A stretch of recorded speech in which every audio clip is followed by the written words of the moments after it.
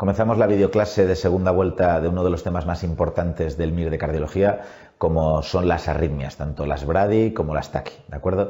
Es un tema, insisto, fundamental a día de hoy, sobre todo desde que caen imágenes en el MIR, porque una de las pruebas de imagen más importantes de las que disponemos los cardiólogos es, como todo el mundo conoce, el electrocardiograma, y la prevalencia de imágenes de electrocardiograma en el examen MIR es enorme. Hay años que caen 4 o 5 electrocardiogramas por MIR, lo que supone casi más que algunas asignaturas aisladas del examen MIR.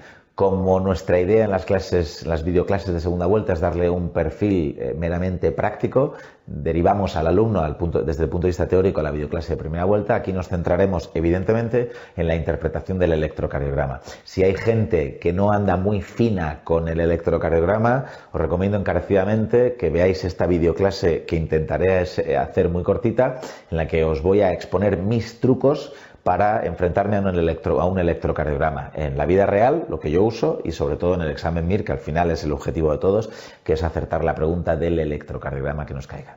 Pues bien, sin más dilación, comenzamos y os expondré mis trucos o la manera que yo recomiendo de interpretar o de leer un electrocardiograma. Cuando me pongo en un electrocardiograma en el examen MIR, sobre todo si nos referimos a un electrocardiograma que no esté en taquicardia, porque en taquicardia evidentemente no tiene ningún sentido interpretar estas cosas, lo primero que yo voy a hacer son dos cosas. Es decir, ver si el electrocardiograma es regular o irregular e identificar las ondas P. Si un electrocardiograma es irregular en el examen MIR, es una fibrilación auricular hasta que se demuestre lo contrario. Me van a tener que señalar las ondas P.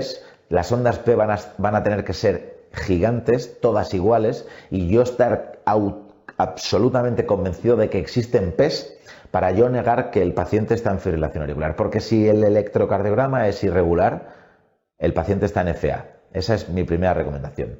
Lo segundo, si veis P's, y las P's, insisto, siempre son todas iguales, no juguemos al juego de las P's como jugaremos posteriormente. Si veis P's, intentad buscar que sean sinusales. El criterio de sinusalidad es que sean positivas en 1 y en 2. Es el truco que tengo yo, porque si son positivas en 1 quiere decir que van desde la derecha hasta la izquierda, desde la aurícula derecha hasta la aurícula izquierda, y evidentemente de arriba a abajo, porque 1 y 2 lo ven acercarse el vector. Así que P positiva en 1 y en 2, P sinusal. Si por tanto es regular y tiene ondas P sinusales, a eso le llamamos ritmo regular sinusal, ritmo sinusal. ¿De acuerdo? Primer ejemplo, fijaos este electrocardiograma, que podemos intentar buscar exactamente si tiene ondas P o no tiene ondas P, podemos dudar si alguna es una P o no es una onda P, pero directamente os digo una cosa, buscad la regularidad o la irregularidad del electrocardiograma. Para ello, el primer truco que os expongo es el siguiente: buscad o coged un papel, marcad en él la distancia o la anchura de varios QRS y llevaos eso a otra parte del electrocardiograma, típicamente la tira de ritmo. Si cogemos 4 QRS, como veis en la parte izquierda del electrocardiograma, y nos los llevamos a la parte derecha, pues no cuadran. Esa es la definición de irregularidad y por tanto lo que el paciente tiene es una fibrilación auricular. Es la arritmia más importante del examen, 100% preguntable así. Un electrocardiograma, no hay más datos, fibrilación auricular. ¿De acuerdo? Segundo electrocardiograma. Nos llama la atención a simple vista, uno, que está regular, y si lo hacemos, insisto, fijaos, cogemos 2 QRS, los llevamos y están absolutamente clavados, y lo segundo que nos llama la atención es que hay ondas P. Fijaos, hay ondas P, las ondas P son iguales, todas, ¿vale? Todas son iguales, todas están a la misma distancia del QRS y son positivas en 1 y son positivas en 2, luego son sinusales. Es un ritmo regular con ondas P sinusales, el paciente está en ritmo sinusal, ¿de acuerdo? Tercer apartado que tenemos que ver, el intervalo PR. No siempre es fundamental, probablemente no lo sea, salvo que nos pregunten algo específico sobre él. El PR normal mide entre 120 y 200 milisegundos. Asumiendo que cada cuadradito chiquitito del electrocardiograma mide 40 milisegundos, pues 4 por 3, 12 y 4 por 5, 20. Entre 3 y 5 cuadraditos de un electrocardiograma. Todo lo que mida menos de 3 cuadraditos será un PR corto, sospecha de Wolff-Parkinson-White de vía accesoria, y todo lo que sea un PR largo viene definido como bloqueo auriculoventricular de primer grado. Fijaos los dos tipos de alteraciones. La primera, y ojo porque el intervalo PR se mide desde el inicio de la P hasta el inicio de la R, Si mide más de 5 cuadraditos, o de los chiquititos o uno de los grandes, como podéis ver en la imagen, es un bloqueo V de primer grado. Y en el otro, pues la típica imagen de PR corto, en el que el intervalo PR ya viene comido por esa deflexión inicial del QRS, que es la onda delta, típico de un paciente con una vía accesoria. Siempre tener al menos la idea de que si nos preguntan por algo de esto, seamos capaces de saber dónde tenemos que ir a buscar este intervalo PR. El cuarto punto, probablemente uno de los más importantes y que más dificultades le genera al opositor, es mirar el QRS. Si ya tenemos claro que el paciente está en FA o que está en ritmo sinusal, lo siguiente que tenemos que ver, y esto es obligatorio, es el QRS. El QRS, lo primero que tenemos que intentar ver es el eje. Entiendo que el eje es muy complicado y no creo que todo el mundo tenga que saber dibujarlo en el examen MIR, sobre todo si vais a acabar siendo cirujanos. Pero un truco es que un QRS, un eje es normal si es positivo en 1 y positivo en 2. Si el QRS es positivo en 1 y positivo en 2, igual que si la P es positiva en 1 y positiva en 2, podemos decir que la P es normal y que el QRS, por tanto, tiene un eje normal. Una regla que vale para las dos, no os la olvidéis. Lo más importante, sin ninguna duda, es ver si el QRS es ancho o estrecho. Ancho, más de 3 cuadraditos, 120 milisegundos. Esto también hay que tatuárselo, igual que si un electro es irregular es FA, si un QRS es ancho es un bloqueo de rama derecha hasta que me demuestre, hasta que se demuestre lo contrario. Lo único que tendremos que decidir es si el paciente tiene una rama derecha o una rama izquierda. Es un 50%, pero en el MIR está siempre Murphy detrás, por lo que no tenemos que fiarnos del azar, del rojo-negro de la ruleta, sino que tenemos que saber identificar claramente si el paciente tiene una rama derecha o tiene una rama izquierda. Para ello, dos truquitos. El primero, buscar el piquito, el RSR', esa forma que tiene de R onda S negativa y onda R' positiva, es decir, la presencia de dos ondas positivas con esa morfología típica de piquito. Donde veáis el RSR', el piquito, ahí estará el bloqueo de rama, ¿de acuerdo? Si lo veis en 1, AVL, V4, V5, V6, es decir, la cara lateral izquierda, pues será un bloqueo de rama izquierda. Si lo veis en AVR o V1, V2, que son las derivaciones derechas, pues será un bloqueo de rama derecha. ¿Cuál es el problema? El problema es que los piquitos son de muy diversa morfología y hay piquitos fantásticos como el que tenemos a la izquierda, hay piquitos menos fantásticos como el que tenemos a la derecha y hay piquitos distintos con una onda R muy bajita inicial y una onda R segunda más positiva como el que tenéis en la parte inferior. Los piquitos casi siempre están, pero a veces es difícil identificarlos. El segundo truco que yo os pongo es mirar siempre V1. Casi nunca falla este truco. Insistimos, QRS ancho, miramos V1. Si el QRS es positivo en V1, rama derecha. Si el QRS es negativo en V1, rama izquierda. Y con esto yo creo que ya más sencillo o más resumido o más jugármela ya no puedo, porque lo único que tenéis que identificar es si el QRS es ancho y mirar V1, ¿de acuerdo? Os pongo 3 ejemplos. Primer electrocardiograma. Lo hacemos como os he dicho. Lo primero, regular o irregular. Yo creo que el electrocardiograma es regular y si miro las ondas P, parece que son positivas en 1 y positivas en 2. Luego parece que el paciente está en ritmo sinusal, ¿de acuerdo? Y fijaos, lo más llamativo, que es que el QRS en V1 es ancho. Y a veces cometéis errores porque miráis el QRS, por ejemplo, en 1 y decís que el QRS en 1 no es ancho. Pero siempre en un electrocardiograma hay que cogerlo más grande porque es lo que te define el tamaño de lo que sea, ¿no? Si yo veo un coche a lo ancho y mide 6 metros y yo lo miro un poquito de perfil y lo calculo y son 3, el coche mide 6, no mide 3, es decir, cogemos lo más grande. Y si el QRS es ancho, es V1, pues es evidente que el paciente tiene un bloqueo de rama y por tanto con el truquito del piquito es una rama derecha porque está en una derivación derecha y con el truquito de mirar V1, como el QRS es positivo en V1, es un bloqueo de rama derecha, ¿de acuerdo? Ritmo sinusal, bloqueo completo de rama derecha. Muy bien. Segundo electrocardiograma. Fijaos, regular o irregular. Pues yo creo que el ritmo del paciente es claramente regular, ¿verdad? Y yo creo que tiene ondas P, porque son positivas en 1 y son positivas en 2. Luego ritmo regular sinusal, ritmo sinusal. Lo segundo que me llama la atención, volvemos a lo mismo, es la anchura del QRS. La anchura del QRS, en este caso en casi todas las derivaciones, es llamativa, es muy abigarrada y evidentemente si el QRS es negativo en V1, lo que el paciente tiene es un bloqueo completo de rama izquierda. Fijaos que hay un piquito bonito en AVL y en 1, que sería el primer truco para identificarlo, pero al final el QRS negativo en V1, QRS ancho, bloqueo completo de rama izquierda en un paciente en ritmo sinusal. Tercer ejemplo es este que tenéis a continuación. Regular o irregular, yo respondo irregular, porque yo cojo el RR, es decir, la distancia entre dos QRS más grande y el más pequeño, y no tiene nada que ver, es prácticamente el doble. Y fijaos lo segundo, QRS muy ancho, negativo en V1, por tanto, bloqueo completo de rama izquierda. Fijaos qué pregunta más sencilla de electrocardiograma, con la que un examinador un poco malo puede llegar a cargarse, entre comillas, a más de la mitad del MIR. Únicamente preguntando a un paciente que esté en fibrilación auricular con un bloqueo completo de rama izquierda, FA y bloqueo completo de rama izquierda. Hay que saber identificarlo en el examen MIR. Y una de las dudas frecuentes del opositor, que son los hemibloqueos de la rama izquierda, yo recomiendo, y es mi recomendación personal, que es que el hemibloqueo posterior no os matéis para identificarlo, porque es raro y muy difícil de identificar. Ver el eje del electrocardiograma exige conocimientos profundos de electrocardiografía, ¿de acuerdo? Si no los tenéis es difícil, o no creo que merezca la pena invertir 2 o 3 días para estudiarlos con cómo estamos en segunda vuelta, pero lo que sí recomiendo es saber identificar un hemibloqueo anterior. Viene definido por un eje izquierdo, que si únicamente tienes un hemibloqueo, el QRS no es ancho, pero que muy frecuentemente se asocia a bloqueo de rama derecha, y así ha sido preguntada en el examen.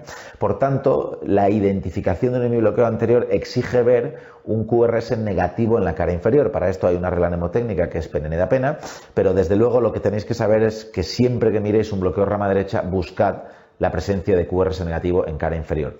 Fijaos que os he dicho que un QRS es normal, un eje es normal si es positivo en 1 y en 2. Fijaos que os estoy diciendo que un paciente tiene un hemibloqueo con un eje izquierdo si el QRS es negativo en 2, 3 y AVF, lo cual ya evidentemente contradice la sugerencia, la norma de que un eje es normal si está entre 1 y 2. Como ya es negativo en 2, no es normal, es un eje izquierdo. Os pongo el siguiente electrocardiograma, que voy a leer siempre desde el principio. Creo que es regular. Creo que hay P's y las P's son positivas en 1 y 2, luego son ondas P sinusales, y me llama la atención que en V1 y V2 el QRS es ancho. Por tanto, QRS, insisto, fijaos cómo es la distancia y las ondas P, como el QRS es ancho en V1, bloqueo completo de rama derecha.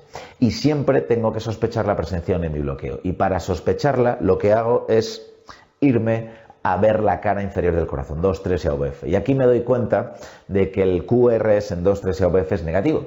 Por tanto, eje izquierdo en un paciente con un bloqueo completo de rama derecha, eso se explica porque el paciente tiene un bloqueo completo de rama derecha y un hemibloqueo anterior de la rama izquierda, lo que se denomina bloqueo bifascicular, porque de los 3 fascículos del sistema de conducción, rama derecha, en mi rama anterior de la izquierda y en mi rama posterior, el paciente tiene bloqueados 2, la derecha y la hemirrama anterior. Así que bloqueo bifascicular, un electrocardiograma bonito, preguntable en el MIR y que únicamente con conocimientos básicos puede generar una gran diferencia de puntos entre los opositores.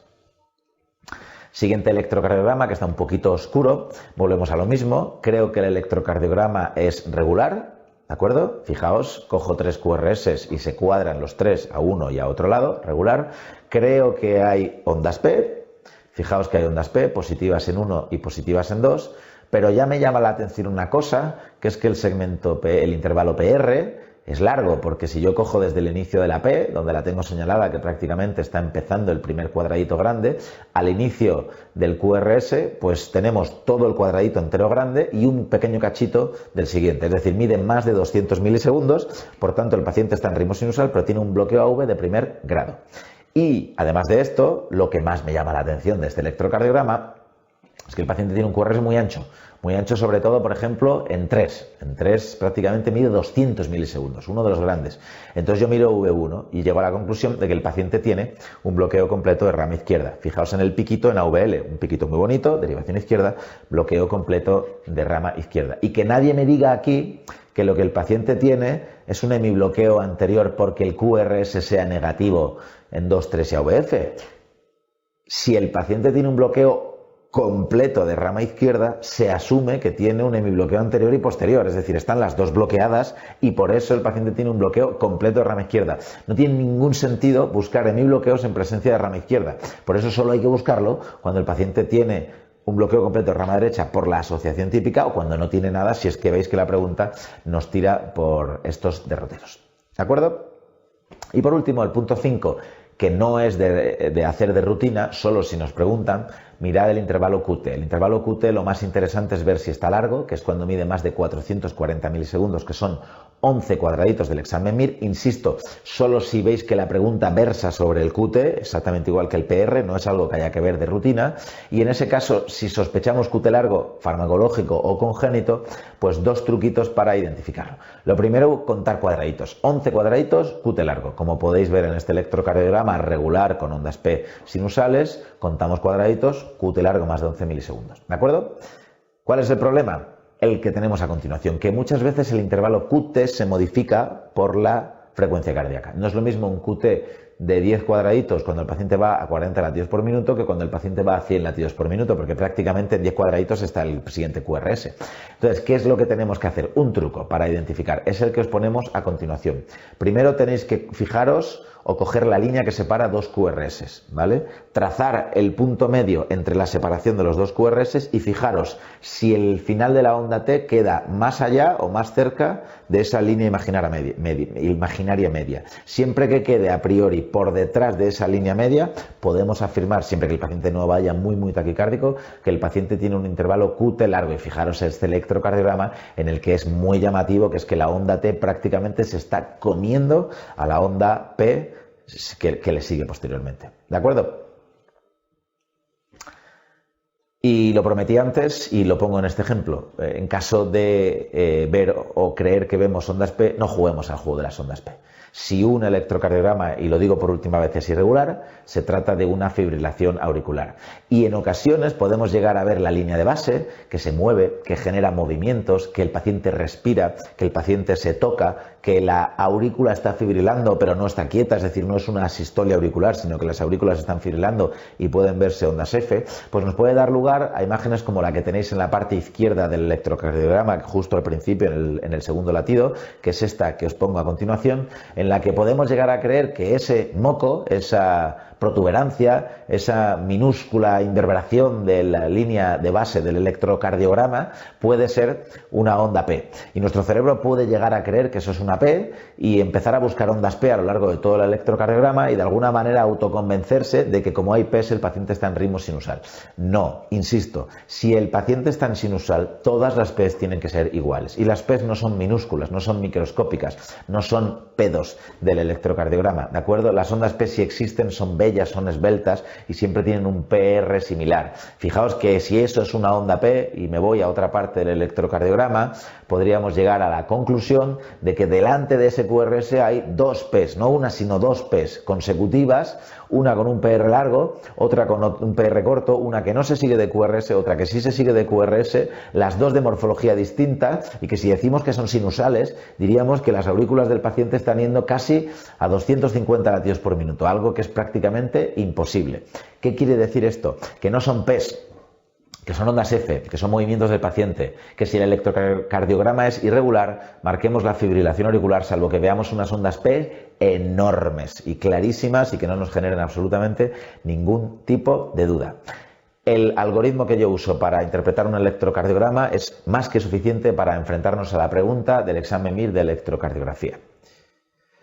Pasamos al tema de bradicardias. No dudéis en repasar las indicaciones de marcapasos, que probablemente sea la pregunta más importante. Recordad que todo el espectro de la disfunción sinusal, todos los bloqueos bifasciculares o de rama, que el bloqueo V de primer grado y que el bloqueo V tipo Benkeback se pone marcapasos sin síntomas. Y recordad que el bloqueo MOBIS 2, el bloqueo V completo, el bloqueo alternante de rama o los bloqueos de alto grado se ponen marcapasos siempre, aunque el paciente esté asintomático, ¿de acuerdo? Ahora bien, veamos los electrocardiogramas de esta patología. Me interesa mucho que veáis esta diapositiva que os he preparado. Fijaos que todas ellas versan sobre algún tipo de bradicardia. Cuando vemos que hay espacios en el QRS, nuestro cerebro tiene que abrir el apartado de bradicardias. Y fijaos la diferencia que hay entre los tres tipos de espacios que hay. La parte de arriba, lo que os señalo es una onda P. Y lo que hay entre esas ondas P es un espacio en el que, ojo, no hay ondas P. La ausencia de ondas P en un espacio ancho del electrocardiograma me define una pausa sinusal. Lo que quiere decir es que el nodo sinusal, que típicamente está actuando de manera regular, se calla. Disfunción sinusal, ¿vale? Se calla durante un tiempo. medio segundo, 1 segundo, 3 segundos, 5 segundos, 16 segundos, lo que sea. Se puede dar lugar a pausas asintomáticas, pausas sintomáticas con mareos o síncopes. Y si evidentemente no sale un ritmo de escape, pues el paciente se va a poner muy malo por una pausa sinusal. Pero lo que define la pausa es que entre medias no hay PES bloqueadas, simplemente no hay nada. Es una ausencia, es un silencio auricular tremendo. Una manera de contar las pausas que no creo que caiga nunca en el MIR es que 5 cuadraditos grandes del electrocardiograma son 1 segundo, dado que un cuadradito son 200 milisegundos, 2 por 5, 10, 1 segundo. Así que podéis contar básicamente a partir de 5 en 5 cuántos segundos dura una pausa. Fijaos en el electrocardiograma del medio. En el electrocardiograma del medio, lo que hay justo en el espacio, en esa pausa entre comillas, es una onda P, una P bloqueada, que no tiene nada que ver con la imagen de arriba. Fijaos que arriba no hay ondas P, y no me digáis que eso que está al final del QRS es una P, porque la P ya hemos visto cómo es, y si fuese una P tiene que ser clavada, tiene que ser igual, como se ve en la imagen del medio, que en ese espacio hay una P que es igual, es gemela a las que tenemos por delante y por detrás, y esa P está bloqueada, porque no se continúa de un QRS. Siempre que veamos una P bloqueada, busquemos los PRs previos. Cogemos el más grande, como os lo he señalado, y cogemos el más pequeño. ¿Se alarga el QT, el PR? Sí, Movitz 1 tipo Benkevac, marcapasos y síntomas. ¿El PR es igual? Movitz tipo 2, marcapasos 100%. Fijaos la gran diferencia, la importancia que tiene terapéutica la identificación clara de un alargamiento previo del PR antes de una onda P bloqueada. Pero quiero que visualicéis muy bien la diferencia entre una pausa sin PES y entre un bloqueo con ondas P bloqueadas. Y la imagen de abajo es la típica, la más importante del MIR, la que ya ha sido preguntada, que es aquel electrocardiograma en el que hay muchas más PES que QRS y además no hay ninguna manera de asociar o de relacionar las PES con los QRS. Los PRs cambian, son cortos, son largos, básicamente porque no están relacionadas las PES con los QRS. Disociación AV, los QRS van a su bola, las ondas P van a su bola. Disociación auriculoventricular, bloqueo auriculoventricular de tercer grado, indicación 100% de implante de marcapasos.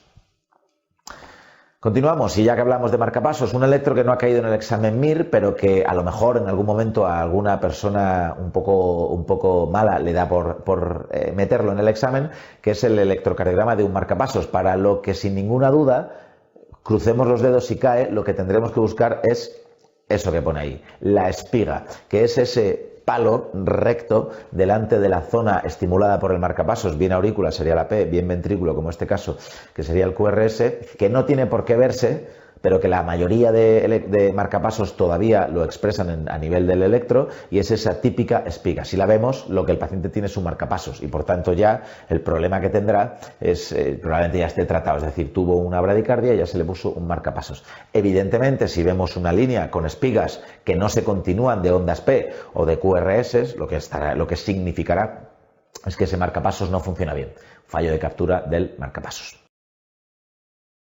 Y comenzamos con las taquicardias. Las taquicardias, una de las partes también muy importantes del examen, en la que yo os explicaré el método que yo tengo para identificarlas o para enfrentarme a ellas en la vida real y evidentemente en el examen. Pues bien, tenemos un electrocardiograma de una taquicardia delante. Lo primero que tenemos que hacer, igual que ante un electro no taquicárdico, es ver si el paciente está en ritmo regular o el paciente está en ritmo irregular. ¿Por qué? Porque si el paciente está en un ritmo irregular, lo que el paciente tiene es una fibrilación auricular y punto. Y paramos de buscar PES porque en las taquicardias no se pueden ver las ondas P, porque si es irregular es una FA en un 98% y por tanto es lo que tenemos que marcar. Irregular, contamos QRS, marcamos a un lado y a otro, si no se cuadran es un ritmo irregular, es una fibrilación auricular. Y si es regular, entonces seguimos pensando. Porque una taquicardia regular puede tener QRS ancho o QRS estrecho. Si el paciente tiene una taquicardia de QRS ancho, lo más normal, lo más frecuente es que sea malo, que sea una TV, una taquicardia ventricular. Pero un 20% de esos casos son benignos, entre comillas, o no son taquicardias tan malignas, que son las taquicardias supraventriculares, las que vienen de la aurícula. De estas tenemos tres tipos: las taquicardias supraventriculares con aberrancia, con bloqueo de rama de base, o la antidrómica del Wolff-Parkinson-White. Esto a veces cuesta entenderlo, pero el ejemplo es muy sencillo. Si yo soy un paciente EPOC con un bloqueo completo de rama derecha, yo por tener un bloqueo de rama derecha tengo un QRS ancho. Un QRS ancho de, por ejemplo, 140 milisegundos. Si yo por ser EPOC entro con un flúter auricular típico de pacientes respiratorios, una taquicardia que va a 150 latidos por minuto típicamente, entraré en una taquicardia regular a 150 latidos por minuto con un QRS ancho. Tan ancho como mi QRS de base. Es decir, si yo tengo un QRS ancho de base, cuando entro en taquicardia entraré con una taquicardia de QRS ancho y por tanto esas entrarán dentro del 20% de taquicardias supraventriculares que producen taquicardias regulares de QRS ancho. Eso es el segundo ejemplo, que es que tengas un bloqueo de rama de base. El primero es que ese bloqueo solo aparezca en taquicardia, lo cual es una puñetada porque el paciente tiene un QRS estrecho de base y cuando entra en taquicardia una rama se bloquea. El tercero es un electro imposible de identificar en el examen MIR, o dicho de otra manera, es imposible de hacer un diferencial con una TV en el examen MIR y que únicamente tenemos que saber que esa taquicardia antidrómica cursa con QRS ancho y es típica del Wolff Parkinson White. La otra posibilidad es que el paciente tenga una taquicardia regular de QRS estrecho, ante lo que en general, y si simplificamos, en el examen MIR hay tres tipos. El flúter auricular que acabo de nombrar, siempre que el paciente no tenga un QRS ancho de base, la taquicardia por reentrada intranodal de las chicas jóvenes o la taquicardia ortodrómica de los chicos jóvenes del Wolff Parkinson White. Y para exponeros y para demostraros cómo es esto, empecemos a ver ejemplos de cada uno de ellos. Lo primero que tenemos que hacer para el diagnóstico diferencial de unas con otras, porque hemos visto que tenemos tres posibilidades de QRS estrecho, dos posibilidades de QRS ancho y dentro de las de QRS ancho supraventriculares, otras tres, es bloquear el nodo aurículo-ventricular. Para bloquear el nodo aurículo-ventricular, como se ha preguntado de manera repetida en el examen MIR, tenemos tres maniobras, tres alternativas y luego veremos cuál es la utilidad de cada una. Las tres alternativas son las tres que os muestro a continuación. Lo primero que se suele hacer es el masaje del seno carotidio, que activa los vasoreceptores del sistema parasimpático y por medio del vago se bloquea el nodo AV. Esto es algo que es en general, salvo que el paciente tenga arteriopatía carotidia, es algo que duele pero que no daña más allá del dolor al paciente, pero que pocas veces es eficaz porque hay que hacer muchísima presión. Y por tanto la gran mayoría de las veces lo que se usa es adenosina, que es un bloqueador del nodo AV intravenoso de vida media muy corta, pero tremendamente potente. De los fármacos que cuando los pones te asustas un poco porque muchas veces los pacientes hacen unas asistolias o unos bloqueos AV transitorios muy severos, importantes o significativos. Y si no, pues beta bloqueantes, calciantagonistas o digoxinas, que son los tres fármacos cronotrópicos negativos. Fijaos, cuando yo tengo una taquicardia delante mía y yo bloqueo el nodo auriculoventricular, pueden ocurrir dos cosas. Lo primero, que es que la taquicardia se quite, que se interrumpa, que la quite, que la cure, ¿no? Es algo que es bastante bonito en cardiología, que venga un paciente muy atacado, muy nervioso, con una taquicardia de QRS estrecho como esa que tenéis en la parte izquierda y con dos dedos dándole masaje carotidio le quites la taquicardia. En este caso no ha sido con dos dedos, sino ha sido con 6 miligramos de adenosina y vemos que inicialmente salen algunas extrasístoles, pero en la parte derecha del electrocardiograma la taquicardia se quita y el paciente vuelve a un ritmo sinusal normal con unas ondas P fantásticas, maravillosas y muy bonitas. Esta taquicardia se ha quitado. Esta taquicardia era una taquicardia regular de QRS estrecho. Teníamos tres posibilidades: un flúter, una TRIN o una ortodrómica. Pues bien, si la taquicardia se quita al bloquear el nodo, quiere decir que el mecanismo de producción o de perpetuación de la taquicardia dependía del nodo auriculoventricular. Y esto ya solo nos deja dos opciones: o una TRIN o una ortodrómica. Por lo tanto, de las tres posibilidades que hay con QRS estrecho, si la taquicardia se quita con maniobras que bloquean el nodo AV, ya solo nos quedaría la TRIN o la taquicardia ortodrómica. La segunda posibilidad es que la taquicardia se abra, se enlentezca al bloquear el nodo AV. Y fijaos en la parte izquierda del electrocardiograma, esa taquicardia regular de QRS estrecho. Cuando yo le pongo adenosina al paciente y bloqueo el nodo AV, produzco unas pausas importantes en los QRS y aprecio que lo que había en las aurículas que yo no era capaz de ver cuando el paciente tenía QRS muy rápidos son ondas F regulares en dientes de sierra. Diagnóstico, por tanto, de flúter auricular. Así que esta taquicardia, tan pronto se pase el mecanismo de la adenosina, volverá otra vez a acelerarse, ya sabremos cuál es el diagnóstico que tiene y sabremos, por tanto, que habrá que cardiovertirla, tratarla, un transesofágico, lo que toque, por el tipo de arritmia que tiene, que en este caso es un flúter auricular. Así que fijaos la utilidad grande que tienen estas maniobras de bloquear el nodo AV. Nos permiten discernir o separar ya estas tres posibilidades de QRS estrecho en el flúter cuando se abre o en la TRIN y en el Wall Parkinson White ortodrómica cuando se quitan. ¿De acuerdo? Hemos dicho flúter, correcto. Y ahora varios ejemplos de electrocardiogramas, cómo me enfrentaría yo a ellos para que vosotros, conmigo, seamos capaces de acertarlas. Fijaos, esto es una taquicardia que yo tengo que decir que es regular, es evidentemente regular. Si cojo 5 QRS y me los llevo al otro lado, están clavados de QRS estrecho. Y no puedo decir nada más. Esto puede ser un flúter, puede ser una TRIN o puede ser una ortodrómica. Puede ser las tres. Ojalá cayese este electro en el MIR porque probablemente sea el más fácil. ¿Hay algún dato que a mí me puede hacer sospechar? Sí, puede haber algún dato, esa pseudo-S en cara inferior, pero como nivel de complejidad en el MIR es difícil y eso no me lo asegura. Y lo que no me lo asegura, pues yo no puedo decirlo. ¿Cómo trataría yo esto? Pues yo le haría masaje carotidio, le pondría adenosina para ver exactamente qué le pasa a esta taquicardia, ¿de acuerdo? Pero como tal, mi diagnóstico sería taquicardia regular de QRS estrecho. Y punto, ¿de acuerdo? Pasamos a la siguiente. Fijaos, en la parte izquierda, y esto ya no es lo mismo, yo tengo una taquicardia regular de QRS estrecho, exactamente igual que la que tenía en la imagen previa. Hay una zona donde se ve un espacio y debería haber un QRS, es el doblez del papel, cuando hice la radiografía, la fotografía, ¿de acuerdo? Entonces es una taquicardia regular de QRS estrecho a la que yo le hago masaje carotidio. Fijaos que cuando le hago masaje carotidio, la taquicardia se quita completamente y sale en ritmo sinusal. Pero fijaos lo que señala la flecha azul cuando el paciente sale en ritmo sinusal. Llama la atención mucho que el PR del paciente es muy corto, prácticamente aparece la P y ya se lo está comiendo el QRS. Y el QRS tiene una zona de empastamiento inicial o onda delta típico de los pacientes con vías accesorias. Ojo, el electrocardiograma de antes era una taquicardia regular de QRS estrecho, pero ahora, sabiendo que se quita, solo tengo dos opciones, o una ortodrómica del VPV, del Wall Parkinson White, o una TRIN. Si cuando se quita veo una onda delta, el diagnóstico ya está. Taquicardia ortodrómica en el contexto de un síndrome de Wolff Parkinson White, algo que ya ha sido preguntado en el examen MIR, complejo, pero que si se tienen claro básicamente lo que es un Wolff Parkinson White y la interpretación del electrocardiograma, se puede acertar. Y no os digo que si acertáis esta pregunta, estáis metiendo una pregunta con respecto a prácticamente el 60, 70 o 80% del examen MIR. Son preguntas que si las entendéis con conocimientos de electrocardiografía, recortáis muchísimos puntos con respecto a muchísima gente del examen. Continuamos. Fijaos esta taquicardia. ¿Cómo me enfrento a ella? Con el algoritmo. ¿Regular o irregular? Irregular. A veces cuando las taquicardias se ponen rápidas puedo llegar a dudar.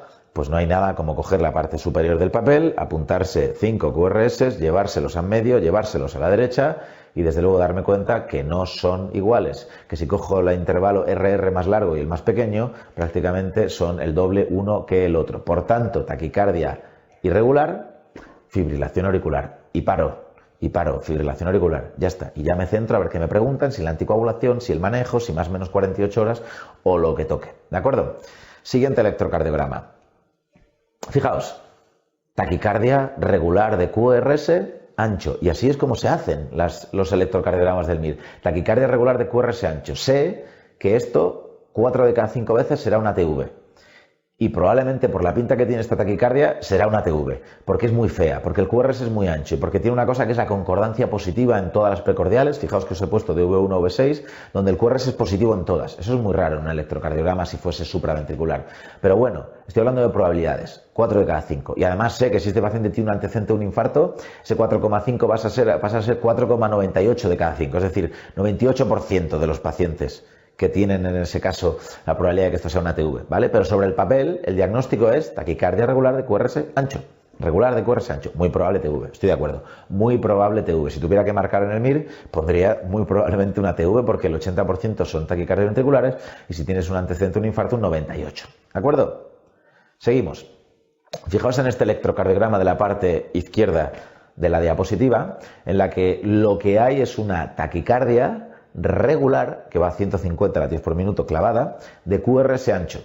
Y no caigamos otra vez en, es que no me parece muy ancho en V1. No, pero fijaos en V6, ¿vale? Son 130 milisegundos. Es un QRS ancho. Fijaos en VF.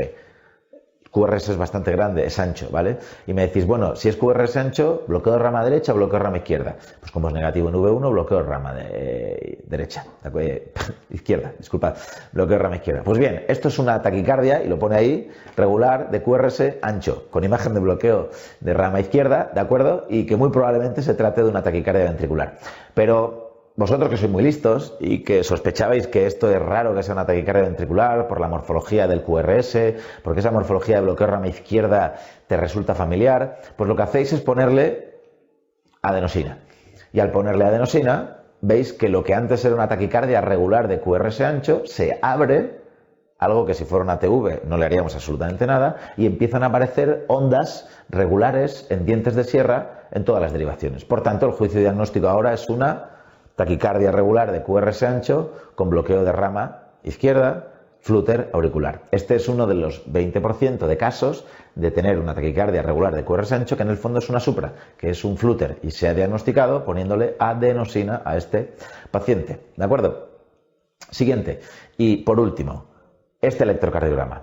No ha caído en el examen aún, pero antes o después creemos que va a caer. Esta morfología en derivación V1 y V2, denominada aleta de tiburón, ¿vale? Con elevación del ST descendente y ondas T negativas en estas dos derivaciones, es sugestiva y prácticamente diagnóstica, porque es el tipo 1, del síndrome de Brugada, una enfermedad descubierta por dos compañeros cardiólogos españoles, los hermanos Brugada, que es muy importante a nivel de la medicina, asocia muerte súbita, es una canalopatía dependiente muchas veces de mutaciones en los canales de sodio, no asocia típicamente cardiopatía estructural y produce muertes súbitas asociadas a situaciones de hipertermia y o sueño. Si alguna vez, evidentemente en el contexto de muerte súbita familiar, primo, hermano, fallecido súbitamente, vemos esta aleta de tiburón, ¿de acuerdo?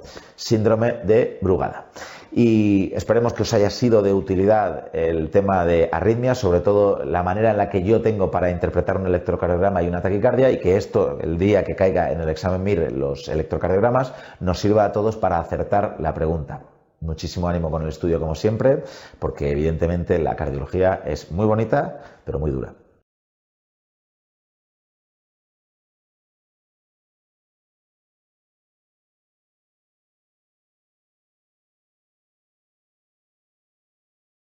Comenzamos la videoclase de segunda vuelta del tema 11, que como todas las que estamos haciendo las vamos a orientar desde un punto de vista eminentemente práctico, y en el que nuestro principal objetivo es que seamos todos capaces de identificar o de saber ver cómo se trata la parada cardíaca. Ya no solo desde un punto de vista del examen, que es muy importante, sino desde un punto de vista legal. Tenemos la obligación legal como médicos de saber tratar, manejar una parada cardíaca, y de que en caso de que seamos testigos de ella, la manejemos. Como siempre, el apartado, la parte más teórica, nos derivamos al alumno a la videoclase de primera vuelta. Sin más dilación, comenzamos dentro de la parada cardíaca. Estamos en la calle, estamos tomando un café un domingo descansando de segunda vuelta, o a lo mejor pensando un poco en el simulacro, en la asignatura de cardiología que os encanta, estáis apasionados y la manejáis a la perfección, sobre todo las cardiopatías congénitas, que es lo que las cardiopatías congénitas y el ventrículo derecho doble salida es la parte que más suelta y fina lleváis dentro de todo. Pues estáis hablando con el compañero, y un señor de unos 55 años, con obesidad de perfil central, ese típico cuello, fumándose un cigarro por la mañana, pues súbitamente se lleva la mano al pecho y se desploma en mitad de la calle. ¿Qué es lo que tenemos que hacer desde un punto de vista legal, ético, moral, y además qué es nuestra obligación, porque somos los que teóricamente tenemos que saber hacer esto? ¿Qué tenemos que hacer? Pues bien, lo que se denomina la cadena de supervivencia o el manejo de la parada cardíaca, diré las cosas que sí o sí son, porque evidentemente hay muchas guías, hay muchas sociedades, algunas difieren aspectos concretos una con otra. Yo os voy a decir las cosas que están a día de hoy clarinete, ¿de acuerdo? Punto número 1, el paciente se desploma. El paciente antes no era un paciente, en ese momento, desde que se desploma, pasa a ser un paciente, ¿vale? El paciente se desploma. ¿Qué es lo primero que tenemos que hacer? Confirmar que el paciente está parado, tiene una parada cardíaca. Evidentemente porque no vamos a montar todo el tinglado del manejo de la parada cardíaca si el paciente únicamente pues, se ha resbalado de la silla y se ha dado un golpe en la cabeza. Es decir, lo primero tenemos que confirmar que el paciente está parado. ¿Cómo se confirma que un paciente está parado? Pues básicamente que no responde y no respira. Para esto hay guías que única y exclusivamente dicen que hay que intentar pues, ver si el paciente responde, ¿no? Cogerle, moverle un poquito, intentar ver si el paciente está o no está. Yo siempre digo lo mismo, si alguna vez habéis visto un paciente en parada cardíaca es patognomónico, la pinta, la manera de la parada, una vez la reconocéis ya no se os olvida, ¿de acuerdo? El paciente no responde. Hay otras que lo que dice es que evidentemente hay que hacer maniobra frente mentón, intentar escuchar si el paciente está respirando, tocar el latido cardíaco en la carótida o intentar palpar algún tipo de pulso para confirmar que el paciente no tiene sistema circulatorio. Cualquiera me vale, pero evidentemente reconocer que el paciente está parado, eso es lo primero. Una vez hemos diagnosticado la situación de parada y ya tenemos un paciente parado y nosotros nos tenemos que encargar de él, lo siguiente es, punto 2, pedir ayuda, ¿de acuerdo? Nosotros solos no somos nada en una parada cardíaca. Un paciente solo atendiendo una parada, el resultado va a ser muy probablemente muy negativo para el paciente. Es decir, necesitamos más gente para ayudarnos a dar masaje, para ayudarnos a encargarnos del paciente, evidentemente porque el paciente necesita soporte vital avanzado. No podemos estar nosotros, pensar que nosotros solos, con nuestras manos, vamos a ser capaces de tratar al paciente. Cuanto antes llegue un monitor o ayuda especializada, antes o más probabilidades tendrá el paciente de salir vivo. Evidentemente pedir ayuda, ¿vale? Lo primero, reconocer. Lo segundo, pedir ayuda. Punto número 3.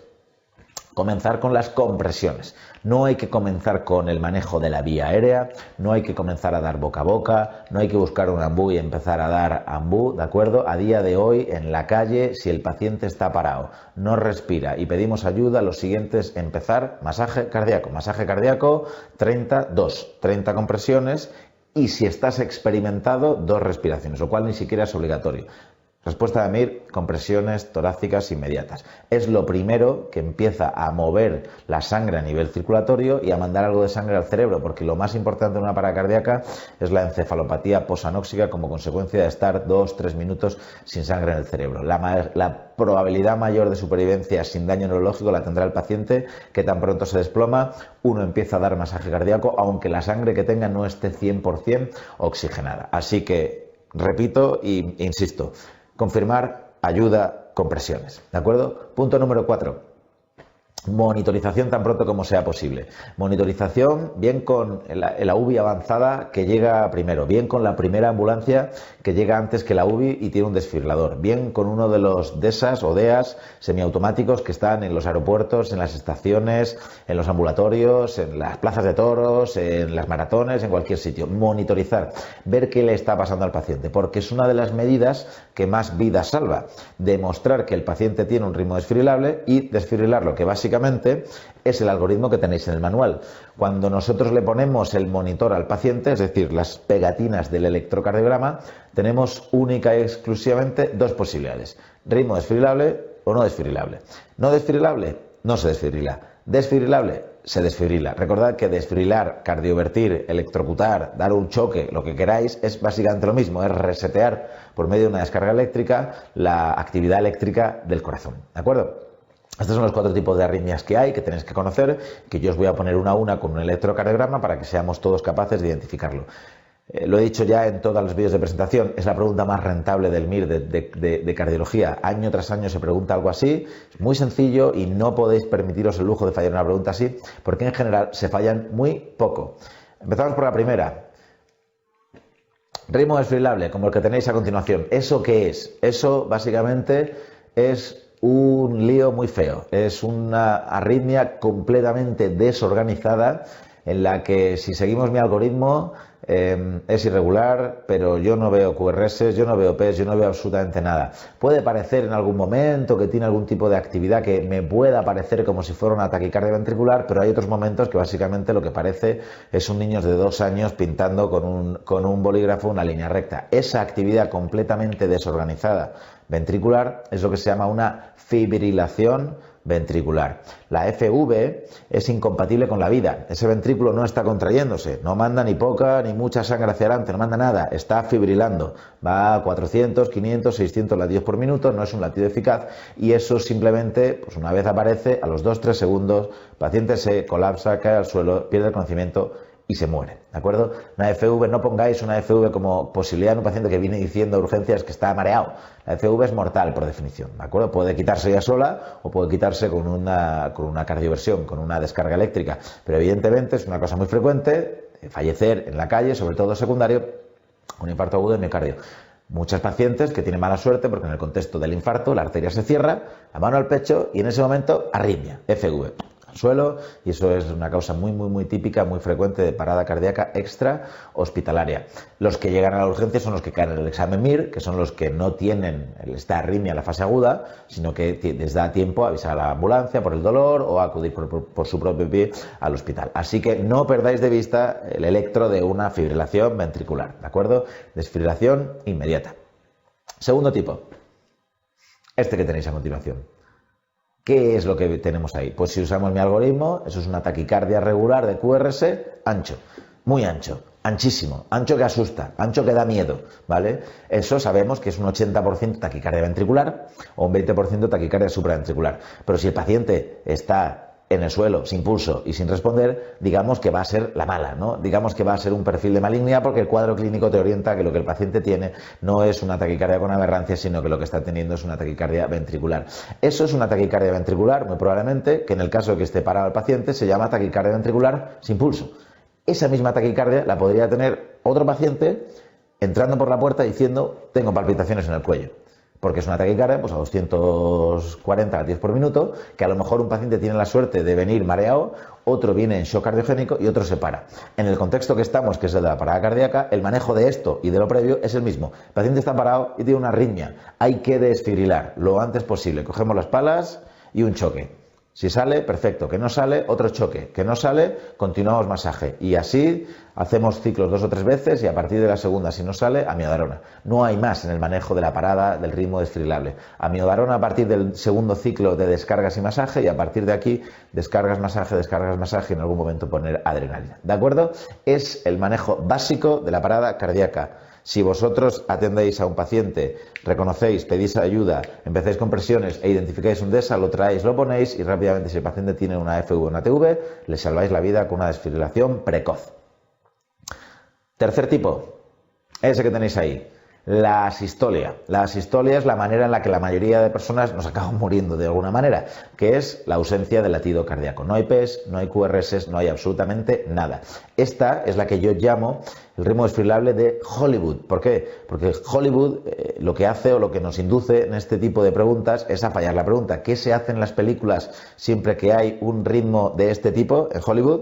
Pues se coge unas palas y se le desfibrila. Eso en la vida real es una barbaridad, no hay que hacerlo, está absolutamente contraindicado, porque en una asistolia en la que no hay nada que resetear, no sirve absolutamente de nada dar un choque eléctrico. En este caso, en la asistolia, que tiene muy mal pronóstico, lo que hay que hacer es masaje y adrenalina, masaje y adrenalina, masaje y adrenalina, hasta que el paciente tenga la suerte de salir de la parada o tengamos la mala suerte de no salir de la parada y confirmar la situación de muerte refractaria a maniobras de resucitación cardiopulmonar avanzadas. ¿De acuerdo? Asistolia, no Hollywood, no desfibrilación, masaje de adrenalina. Y el cuarto tipo es este que tenéis aquí, que es un ritmo, tal y como yo lo veo, regular, con ondas P, sinusales, positivas en 1 y en 2, con un QRS estrecho, es decir, un electrocardiograma normal. Y esto que es un electrocardiograma normal y corriente que os he puesto como os podía haber puesto cualquier otro, en un paciente que está parado, es decir, que está muerto, lo que se llama es actividad eléctrica sin pulso o disociación electromecánica. Es decir, el corazón no está latiendo o si está latiendo no produce un latido eficaz, un latido cardíaco efectivo, es decir, no tengo pulso, pero el ritmo cardíaco es completamente normal, es decir, se estará al principio contrayendo. Esto puede ocurrir en muchas patologías, pero sobre todo a nivel cardíaco en una que tenemos que tener siempre presente, que es esta que os pongo a continuación. ¿Qué es eso? Eso es un ecocardiograma transtorácico. Como ya somos unos expertos, podemos decir que en un plano apical 4 cámaras, ¿no? Lo que pasa es que lo raro es que donde está el transductor, que es en el vértice del triángulo, pues en vez de estar en contacto con el ventrículo izquierdo, está en contacto con una estructura negra de unos 5 o 6 centímetros de profundidad que está aplastando un poco el ventrículo derecho y el ventrículo izquierdo. Esa estructura anecoica que rodea el corazón es un derrame pericárdico. Esto es algo que es DP, derrame pericárdico, lo tenéis que saber diagnosticar rápidamente, y esto lo que produce muchas veces pues es un cuadro de taponamiento cardíaco que en su fase más grave acaba parando al paciente. Fijaos que en la fase inicial de la parada cardíaca de un taponamiento, el corazón continúa en sístole y diástole, contrayéndose y relajándose, y si nosotros ponemos unas pegatinas del electrocardiograma vamos a ser capaces de ver unas P's y unos QRS fantásticos. Lo que pasa es que la sangre no está entrando porque el paciente está taponado y por tanto no está saliendo. Es decir, corazón contrayéndose sin latido eficaz, actividad eléctrica sin pulso, disociación electromecánica. En ese momento, tratamiento del derrame, pinchamos, sacamos y el paciente a los 3 segundos recupera pulsatilidad y evidentemente el electrocardiograma sigue exactamente normal. Aprovechamos para hacer algunas preguntitas de las que suelen caer año tras año y de las que no nos podemos permitir el lujo de fallar el día del examen. Fijaos esta pregunta del año 2015-2016 del MIR, que dice que mientras realiza la anamnesis a un paciente que consulta por dolor torácico en un servicio de urgencias, es decir, no estamos tomando un café en la calle, sino que estamos en nuestra primera guardia de residente, ¿vale?, de urgencias, el paciente, que tiene mala suerte de perder la conciencia, pero por otra parte tiene buena suerte de que le haya pasado en ese sitio contigo delante, pues pierde la conciencia. Y fijaos ya cómo está todo hilado, ¿no? Cómo todas las frases están puestas por algo, ¿no? Usted le estimula y no responde, ¿no? Manolo no responde, ¿de acuerdo? Usted le abre la vía aérea y comprueba que el paciente no respira. O sea que Manolo no responde y no respira. Está parado. Pero es que además en este caso nos dicen que le toca a usted el pulso carotidio, le tocas el cuello y no tiene pulso. Es decir, Manolo no responde, Manolo no respira, Manolo tiene pulso. Manolo está en parada cardíaca, ¿de acuerdo? Es decir, lo primero, confirmar. Tras pedir ayuda, lo segundo, pedir ayuda, ¿cuál es la siguiente maniobra que debería de hacer? Pues todo lo que he dicho, perder conciencia, no estimula, no responde, pedir ayuda, opción correcta, compresiones torácicas. Está clarinete, ¿de acuerdo? Ni golpe precordial, que ya no se acepta, que era el puñetazo en el pecho, ni ventilaciones de rescate, que sería vigilantes de la playa, ¿de acuerdo?, que es parada cardíaca y lo primero boca a boca o ventilaciones de rescate. No se hace eso, ni evidentemente intubación orotraqueal, porque lo primero es lo cardíaco, el cardiovascular, compresiones torácicas. Muy bien. Siguiente pregunta, y nos ponen que es del MIR del 2016-2017, que nos dicen, 2017-2018, perdón, que nos dicen que en tu primera guardia, otra vez, que tu primera guardia, que más suerte siempre sea en la primera guardia, ¿no?, como médico de emergencias en una UBI, estás en una UBI, asistes a un hombre de unos 50 años que acaba de desplomarse al suelo. Es decir, que en este caso estamos en el otro lado de la foto, ¿no? Es decir, el paciente se ha desplomado y te avisan corriendo y tú llegas. Cuando le exploras, fijaos cómo está todo puesto, el paciente está inconsciente y no respira. Inconsciente y no respira, ¿no? Has comprobado que tampoco tiene pulso, es decir, el paciente está inconsciente, no responde, no respira y no tiene pulso. Está en parada cardíaca, ¿de acuerdo? Has comprobado que no, y entonces comienzas a hacer compresiones torácicas y ventilaciones de rescate a un ritmo de 32. Bien. Entonces aquí hubo gente en su momento que dijo, es que está mal el algoritmo porque no has pedido ayuda. Y no es que esté mal, pero es que recordemos que tú eres el de la UBI móvil, que tú eres la ayuda. O sea, que está bien si eres el que lo atiendes en la calle, pero en este caso es que tú eres la ayuda. No puedes llegar como UBI móvil, confirmar que el paciente está parado y pedir ayuda, porque claro, la gente te va a decir, ¿a quién le estás pidiendo ayuda? Si tú eres la ayuda. Entonces, claro, tienes que asumir, interiorizar tu situación de ayuda. En este caso eres la UBI, tú eres el que tiene que ayudar y evidentemente comienzan las compresiones. Entonces uno de tus compañeros del equipo ha colocado las palas del monitor y en la pantalla aparece la imagen que tenéis en la parte izquierda. Eso que tenéis en la parte izquierda muy probablemente sea una fibrilación ventricular.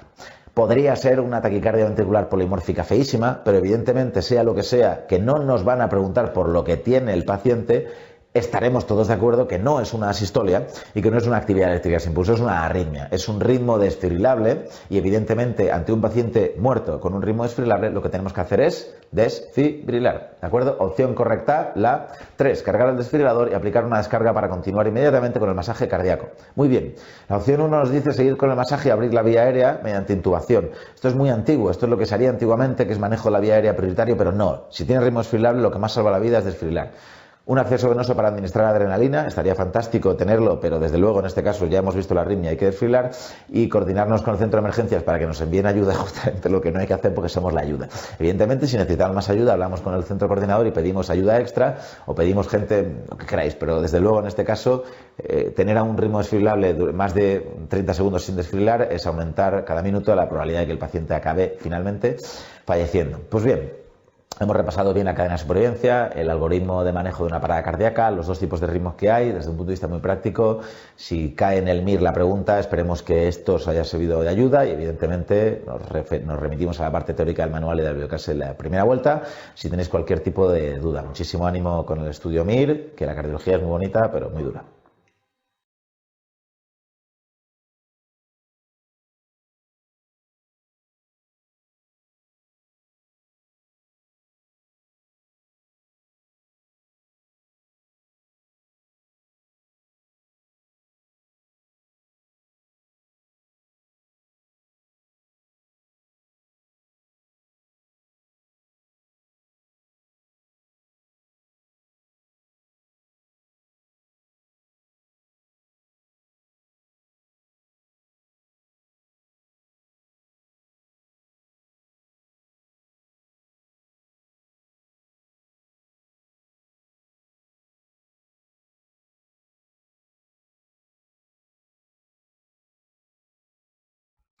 Comenzamos la videoclase de segunda vuelta del tema 13 de enfermedad coronaria, el tema más importante de la cardiología desde un punto de vista clínico, desde un punto de vista probablemente terapéutico y el tema que más preguntas de cardiología tiene año tras año. Si ya no era importante previamente, que lo era, desde que hay imágenes en el examen MIR, es un tema muchísimo más importante y que tenemos que saber orientar desde un punto de vista muy práctico. Permitimos siempre al alumno, como decimos, a la videoclase de primera vuelta del manual para la teoría de este tema. Aquí nos vamos a centrar en preguntas muy concretas y en aspectos muy prácticos que creemos que es obligado tener muy claro de cara al examen. Sin más dilación, comenzamos. El recuerdo anatómico de la anatomía cardíaca coronaria es fundamental. No tiene ningún sentido memorizar alteraciones del ST, arterias por un lado, electrocardiograma por otro, complicaciones mecánicas por otro, sin relacionar todo esto que os acabo de decir. Es decir, es obligatorio a día de hoy integrar absolutamente las tres cosas en una única. Empecemos. En la anatomía coronaria sabéis que hay dos arterias, la arteria coronaria derecha y la arteria coronaria izquierda, y que además en el examen MIR caen coronariografías, caen cateterismos. ¿Qué consiste un cateterismo? Lo que consiste en que a través de un vaso, de manera percutánea, que es lo que quiere decir a través de que sin cirugía, metemos un catéter dentro de una arteria coronaria o dentro de cualquier arteria. Se puede hacer un cateterismo, una angiografía cerebral, una angiografía renal, una angiografía de las piernas, una angiografía coronaria denominada coronariografía. Pues a través de ese catéter metemos contraste, rellenamos el contraste mientras pisamos un rayo X y por tanto obtenemos la silueta de la arteria coronaria. La coronaria derecha es una arteria única y la tenéis en la parte derecha de la diapositiva. Es una forma única que suele tener forma de C. Insistimos en que proyecciones de la coronariografía hay muchas y es imposible conocer todas, pero tener tres nociones que nos permitan acertar la pregunta a día de hoy es obligatorio. Como decimos, tiene forma de C y antes de dividirse en la parte distal en lo que veis que es el ramo posterolateral y el ramo interventricular posterior, dar las ramas del ventrículo derecho. No es difícil entender que la coronaria derecha da las ramas del ventrículo derecho, ¿de acuerdo? Y da la rama del nodo auriculoventricular, del nodo AV, que es la responsable de que cuando se ocluyan estas dos arterias puedan aparecer, por un lado, el infarto de ventrículo derecho como consecuencia de la oclusión de las ramas del ventrículo derecho o el bloqueo AV completo típico de los infartos inferiores por oclusión de la rama que irriga el nodo auriculoventricular, ¿de acuerdo? Así que rama del nodo AV, ramas del ventrículo derecho salen de la coronaria derecha. Como hemos dicho, en la parte final, pasada la C típica de la coronaria derecha, que es una arteria única hasta el final, se divide en dos, la rama posterolateral, que irriga la cara posterior y la cara lateral, y la interventricular posterior, que es la arteria que determina la dominancia de los pacientes. La dominancia en 8 o 9 de cada 10 pacientes es derecha, lo que quiere decir que la rama interventricular posterior, que irriga, y lo tenéis aquí, la cara inferior, el septo inferior y el músculo papilar posterior de la válvula mitral, depende de la coronaria derecha. Dominancia derecha es que la cara inferior la irriga la coronaria derecha, que es lo normal. Lo raro es la dominancia izquierda, que es que dependa de la arteria circunfleja, en cuyo caso pues la circunfleja es enorme y prácticamente solo tenemos dos arterias, la DEA y la circunfleja, porque la derecha es muy muy chiquitita. Eso, como coronariografía, es muy raro que caiga en el MIR, siempre nos tenemos que tirar a lo frecuente. Por tanto, derecha, ramo interventricular posterior, cara inferior, músculo papilar posterior y septo inferior, y ramo posterior lateral, cara posterior y cara lateral. Fijaos que de aquí uno puede también derivar las complicaciones típicas de un infarto inferior, más allá del infarto de VD y del bloqueo AV. Como la IVP irriga el músculo papilar posterior, en caso de necrosis del territorio dependiente de la IVP, se puede producir necrosis del músculo papilar posterior que se rompa y producir una insuficiencia mitral aguda posinfarto, una IM severa posinfarto, un cuadro muy muy grave. Y evidentemente, como irriga el septo inferior, si se produce necrosis del septo inferior, se puede producir una comunicación interventricular, una CIV posinfarto inferior, ¿de acuerdo? Así que 4 complicaciones del infarto inferior: bloqueo AV, rotura del septo interventricular, rotura del músculo papilar e infarto de ventrículo derecho. Integramos la arteria con las ramas y evidentemente con las alteraciones electrocardiográficas, que las veremos a continuación. Fijaos la diferencia con esto que tenéis en la parte izquierda de la diapositiva, que lo tenéis justo aquí, que es una foto de la coronaria izquierda.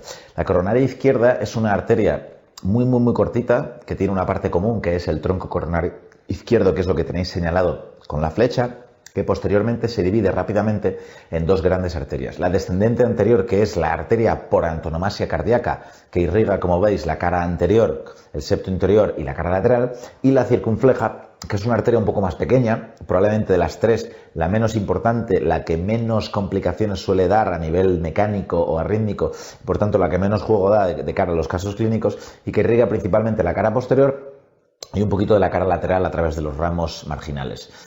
Evidentemente, no creemos que de todas las proyecciones que haya que saberse, tengamos que saber dónde está la DEA y dónde está la circunfleja.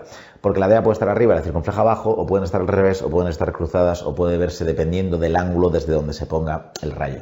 Sin embargo, evidentemente, si sabemos que la DEA perfunde casi todo el ventrículo izquierdo, que es cara anterior, septo anterior y cara lateral, en caso de una oclusión aguda en un infarto con elevación del ST anterior, es muy típico que aparezcan datos de insuficiencia cardíaca. A las pocas horas de cerrarse una arteria, empieza una gran necrosis de la cara anterior que supone un 60-70% del músculo cardíaco y que es frecuente que induzca un fallo de bomba. Por tanto, KILIP 2, KILIP 3, KILIP 4, ICC, edema de pulmón, shock cardiogénico, son alteraciones muy frecuentemente vistas en infartos anteriores. Una circunfleja ocluida es raro que meta a un paciente en insuficiencia cardíaca, si la DEA y la derecha están bien, que prácticamente suponen el mayor porcentaje de función cardíaca. Circunfleja es una arteria muy puñetera, que produce infartos posteriores, laterales, a veces inferiores si es dominante, y es una arteria que se asocia muchas veces a fibrilación ventricular, a arritmias. Arritmias es una arteria puñetera, pero, insisto, como caso clínico es menos probable que caiga porque da menos juego. Fijaos todas las complicaciones de la coronaria derecha, y evidentemente el fallo de bomba o incluso la rotura del septo interventricular anterior, la CIV posinfarto de la cara anterior de la DEA. ¿De acuerdo? Continuamos con una diapositiva que a mí me parece fundamental de cara a entender desde un punto de vista fisiopatológico en qué consiste la enfermedad vascular. No tiene ningún sentido empezar a estudiar fármacos y algoritmos diagnósticos terapéuticos sin tener claro de base cuál es la evolución natural de la enfermedad coronaria y hacia qué dos tipos de escenarios principalmente puede evolucionar.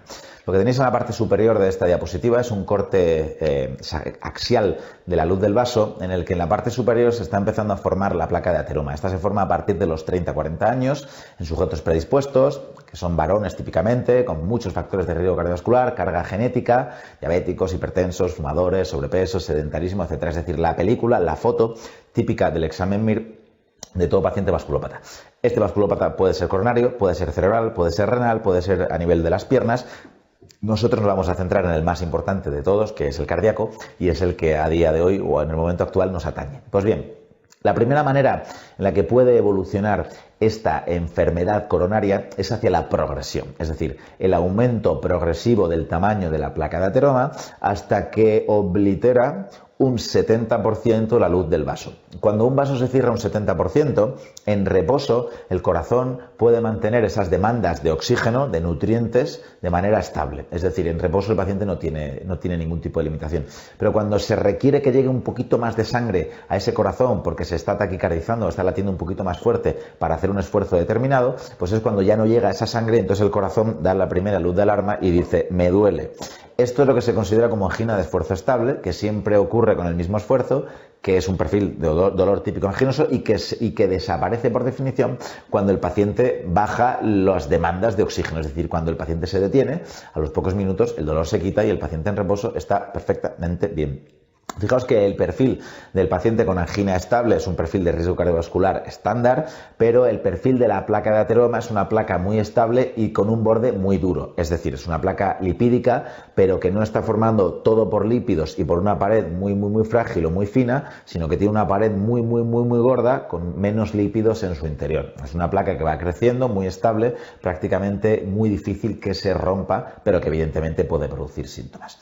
Este es uno de los grupos o de las partes de tratamiento en la que tenemos que establecer el estudio de la cardiopatía isquémica, la angina estable. Los otros dos compartimentos vienen de la otra evolución normal de la placa de ateroma, que es que se rompa. Por eso hemos hablado antes, o acabamos de hablar, del tamaño del borde. Hay placas de ateroma que se denominan vulnerables, que crecen, pero pueden ser de un 10, de un 20, de un 30, de un 40, de un 60%, crecen, pero la pared del vaso que separa la carga lipídica, el core lipídico interior de la luz del vaso y la sangre que contiene, es muy fina, y como consecuencia de un estrés, de un evento estresante, de simplemente el propio azar, la placa de ateroma se rompe.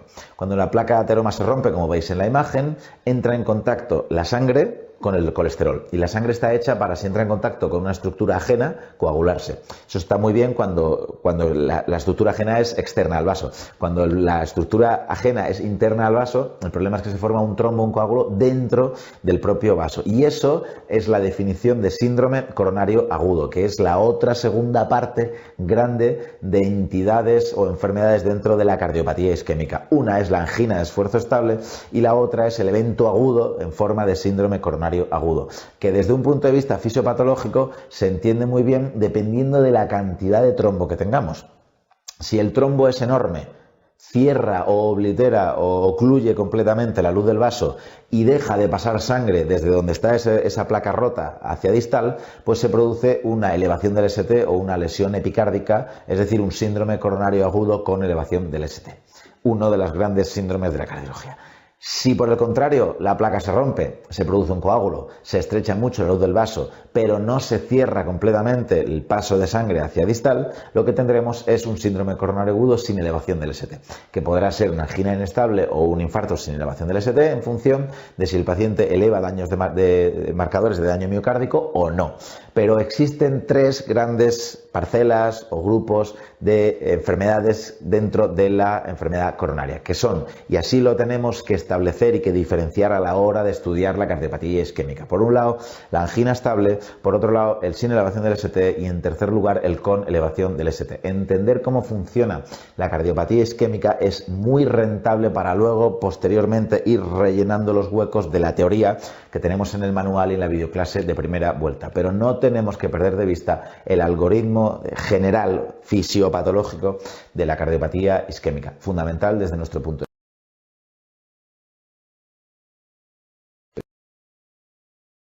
vista.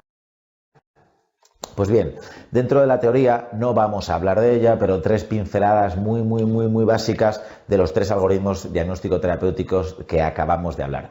Recordad que en la angina estable, más allá del tratamiento médico, la indicación de cateterismo de los pacientes dependía de las pruebas de detección de isquemia. Si eran de mal pronóstico, se indicaba cateterismo. Y si las pruebas de detección de isquemia eran de buen pronóstico, de bajo riesgo, no se indicaba cateterismo. Evidentemente, y siempre decimos lo mismo, un paciente con fiebre deprimida hay que hacerle un cateterismo porque no hay peor pronóstico que tener el corazón hecho polvo. Y evidentemente el manejo, el fracaso del tratamiento médico, es decir, el manejo malo de la angina de manera médica, también indica un cateterismo. Con respecto a la sin elevación del ST, no perdáis de vista que aquí lo importante es identificar si un paciente es de alto riesgo o de mal pronóstico, o de bajo riesgo o de buen pronóstico. La presencia de uno de los criterios de mal pronóstico identifica al paciente como de mal pronóstico o de alto riesgo y obliga a hacer un cateterismo ingresado. Y si el paciente no tiene ninguno de los criterios de la tabla que tenéis en el manual, la elevación de enzima, los cambios eléctricos, la diabetes, el dolor de reposo, la presencia de angina posinfarto, la presencia de un puente safeno, una angioplastia previa con stent, insuficiencia cardíaca, angina refractaria, arritmias ventriculares, shock, toda esta lista, si no tienes nada de eso, entonces eres un paciente de muy bajo riesgo y lo que se hace es una prueba de detección de isquemia pronóstica, que si es de buen pronóstico se manda a casa de alta al paciente, y si es de mal pronóstico, pues hace un cateterismo. Es decir, lo normal en un sin elevación del ST es acabar haciendo un cateterismo ingresado. Y evidentemente, en tercer lugar, recordad que con elevación del ST, la arteria la tenemos cerrada, el manejo conservador no es planteable, porque si se deja a un manejo conservador se va a morir todo el territorio cardíaco desde la oclusión hacia distal, y por tanto tenemos que abrir la arteria sí o sí. Las dos maneras que tenemos de abrir la arteria es la que es de elección, que es la angioplastia primaria, siempre que se puede hacer en menos de 2 horas, y la que no es de elección, es decir, la que se hace cuando no se puede realizar la angioplastia primaria, que es la administración del detergente intravenoso, que es el firinolítico. ¿De acuerdo? Este es el esquema general de los algoritmos de los tres grandes grupos que conforman la enfermedad coronaria.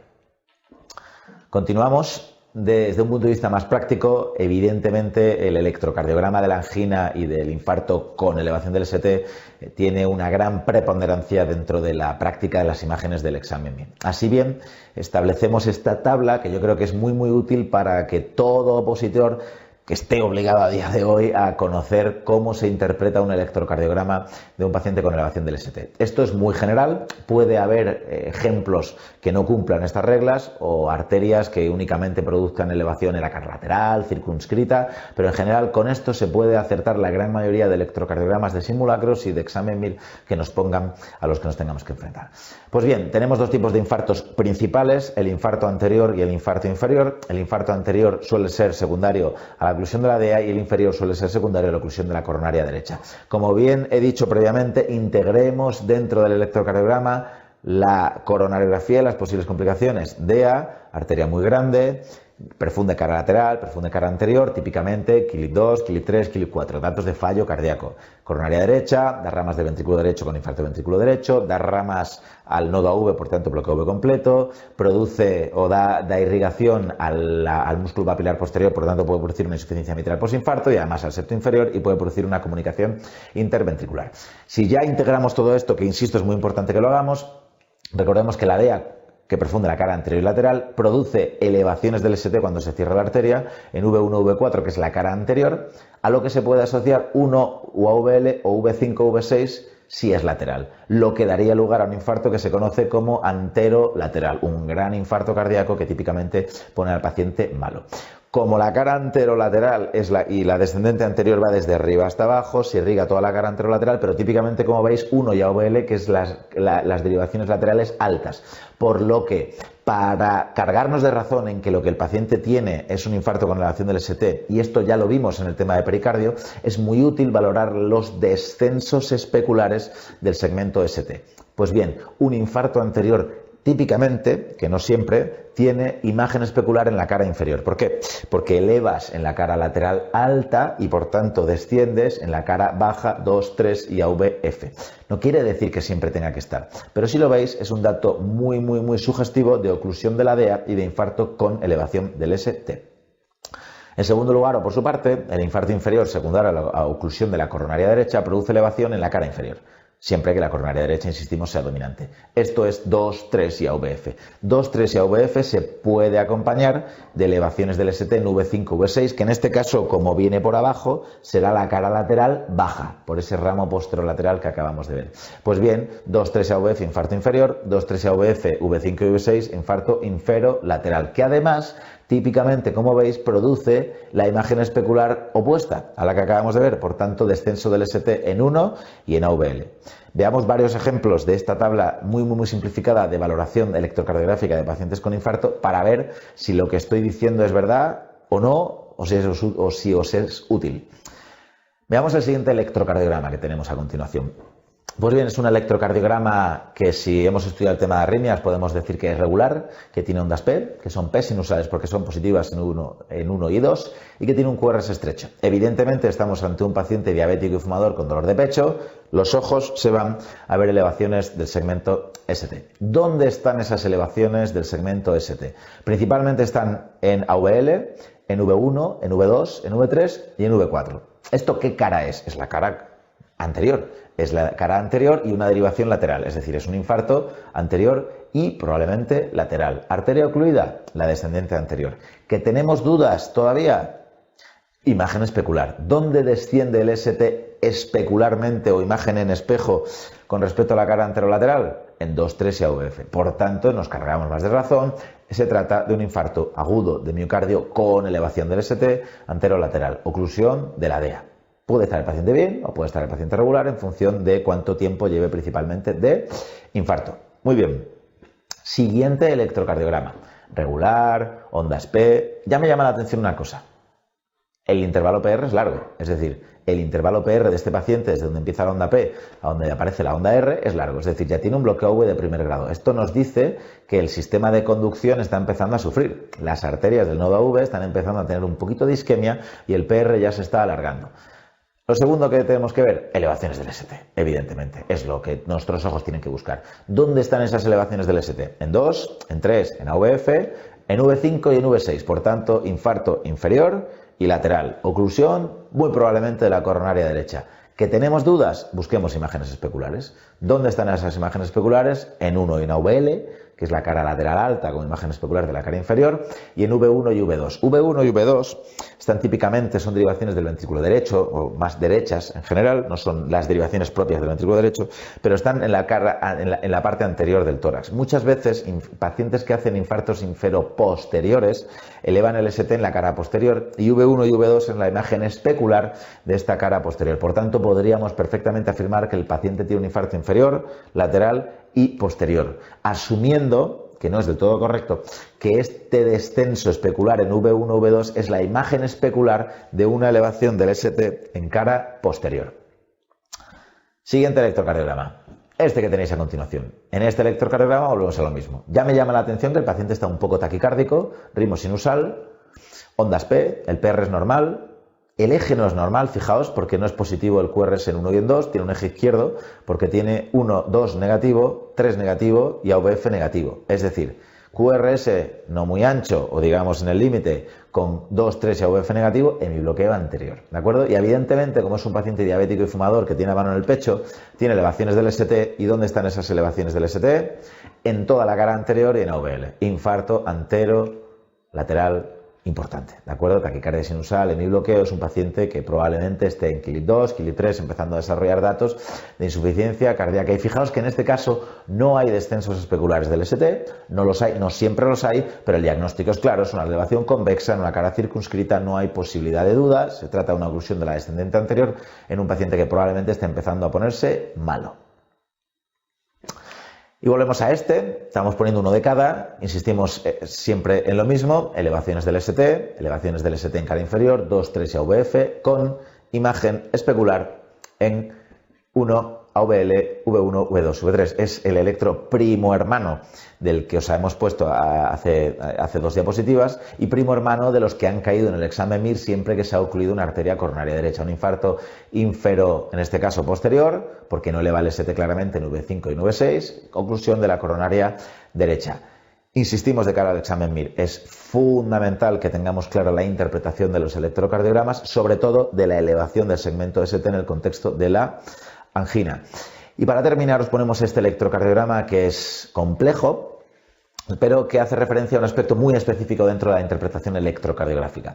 Las derivaciones de los miembros 1, 2, 3, AVR, AVL, AVF son las mismas, pero V1, V2, V3 y V4 no son las V1, V2, V3 y V4 que nosotros solemos poner. En este caso V1 y V2 es V7 y V8, derivaciones posteriores, y V3 y V4 es V3R y V4R, porque hemos cogido V3 y V4 y nos la hemos llevado al ventrículo derecho. Estas son derivaciones específicas de la cara posterior y del ventrículo derecho, que en el contexto del infarto inferior que está teniendo este paciente, nos diagnosticarían que el componente de infarto posterior es evidente, fijaos cómo eleva el ST en V7 y V8, y que el componente de infarto de ventrículo derecho es evidente. Esta imagen no ha caído en el examen MIR aún, pero potencialmente un electro con V3R y V4R y elevación del ST te está diagnosticando un infarto inferior, posterior y de ventrículo derecho. ¿De acuerdo? Con respecto a la antiagregación, recordad los 3 antiagregantes que tenemos a día de hoy, Clopi, Prasu y Tika, y que de ellos, en principio de elección, Prasu y Tika, salvo un elevado riesgo hemorrágico sobre Clopi. Y recordad que los terceros antiagregantes, que son los inhibidores de la GP2B3A, solo están indicados a día de hoy de rescate durante la angioplastia, es decir, en el manejo invasivo, agresivo, tanto en el SIN como en el COM, solo exclusivamente con los catéteres dentro y si la angioplastia está yendo mal, por tanto, de rescate. Y recordad los anticoagulantes del síndrome coronario agudo, heparina no fraccionada o de bajo peso molecular, vivalirudina y Fonda Pari Nux. En general, el Fonda es menos potente que los otros dos, de elección en el SIN, contraindicado en el COM. ¿De acuerdo? Muy práctico. Y por último, vamos a centrarnos en las complicaciones del infarto, que siempre hemos dicho de manera muy clásica que es una parte de la cardiología, de la cardiopatía isquémica, que obliga a hacer un estudio muy dirigido a los casos clínicos, pero es que los casos clínicos a día de hoy se pueden preguntar como imagen perfectamente. Así que pondremos los que potencialmente son firmes candidatos a caer en el examen. En primer lugar, este que tenéis a continuación, en la parte izquierda del electrocardiograma tenéis un infarto con elevación del ST inferior, elevación clara del ST en 2, 3 y AVF con descenso especular en AVL, muy típico, y que en la parte derecha, es decir, en la parte derecha del electrocardiograma, se pierde completamente la morfología de los QRS y aparece una actividad ventricular completamente desorganizada y muy rápida, es decir, ventrículo fibrilando, FV. Causa más frecuente de mortalidad extrahospitalaria y que obliga, cuando ocurre en el hospital, evidentemente asocia una parada cardíaca y isofacto y obliga a una desfibrilación precoz para salvarle la vida al paciente. Tened siempre en cuenta como una posible causa de fallecimiento o desfallecimiento de un paciente en el contexto de un infarto la plausibilidad biológica de que ocurra una fibrilación ventricular. ¿De acuerdo? Continuamos. Esta es muy importante y muy bonita. Estamos hablando de un paciente que, si veis en la parte izquierda del electrocardiograma, entre justo pasados los dos primeros QRS, aparecen ahí 3 QRS que son estrechos y que tienen una sutil elevación del ST en derivación AVL y en derivación V1, sugestiva de un infarto lateral. Y entre medias, o sea, rodeando a estos 3 QRS estrechos, aparece un ritmo ventricular ancho, que no tiene nada que ver con los QRS de base del paciente, que va a unos 70 latidos por minuto y que va completamente disociado de las aurículas. Entre medias a veces se ve en alguna onda P.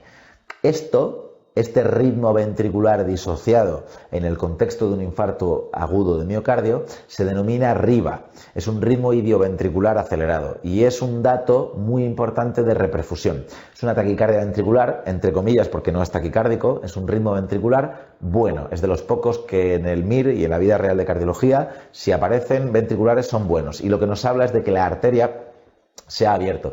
No sería nada raro que nos cayeran o que nos preguntasen un paciente con un infarto que súbitamente comienza a desarrollar este tipo específico de taquicardia ventricular, que nunca desfibriléis porque es todo lo contrario. Lo que nos está diciendo es que la arteria se está abriendo y son unas arritmias de reperfusión. Tercera complicación asociada a un electro, candidata ideal, es la siguiente. Fijaos en este paciente que viene con dolor torácico, tiene una elevación muy significativa del ST en 2, 3 y AVF, infarto inferior, con descenso especular en 1 y en AVL. Parece que también eleva el ST un poquito en V5, V6. El paciente está un poco bradicárdico, pero fijaos, hay muchas ondas PES que no se siguen todas de QRS. De hecho, impresiona que los QRS van regulares y que las ondas P van regulares. A su bola cada uno, lo que se denomina disociación auriculoventricular y bloqueo AV completo, típico de la oclusión de la coronaria derecha, típicamente supragisiano, que se recupera rápidamente tras abrir la arteria, pero es la complicación más frecuente de un infarto inferior, bloqueo auriculoventricular completo. Y por último, recordad el resto de complicaciones mecánicas dentro de los 2 grandes infartos que hemos visto: infarto e insuficiencia cardíaca con edema agudo de pulmón o shock. Recordad los 4 tipos de complicaciones: fallo de bomba por oclusión principalmente de la DEA, ¿de acuerdo?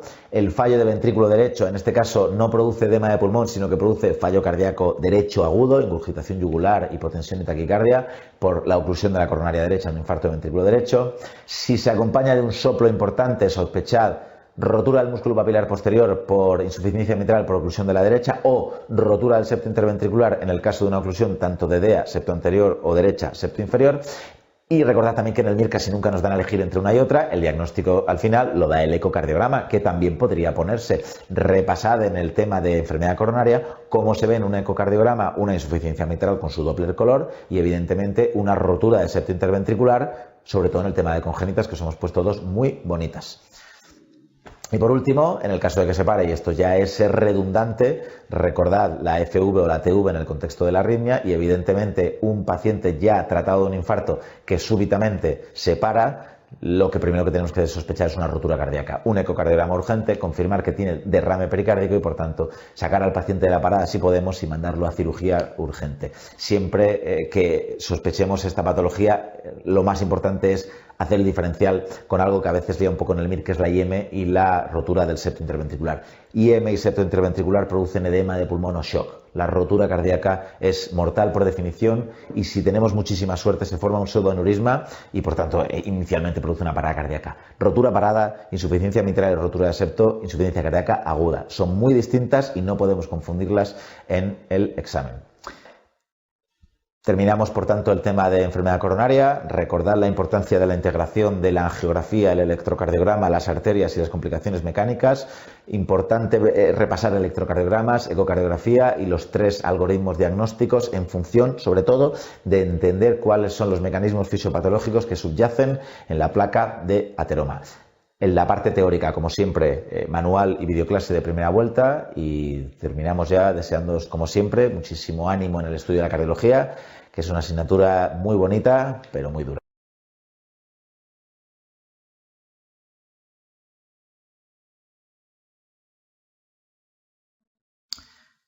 Comenzamos un módulo general de videoclase de segunda vuelta en el que hemos integrado la hipertensión arterial, la enfermedad de la aorta y la enfermedad de los vasos periféricos por la relación que tienen todas las estructuras o todos los temas entre sí. Como siempre hemos dicho en temas anteriores, derivamos al alumno desde un punto de vista teórico al manual y a las videoclases de primera vuelta.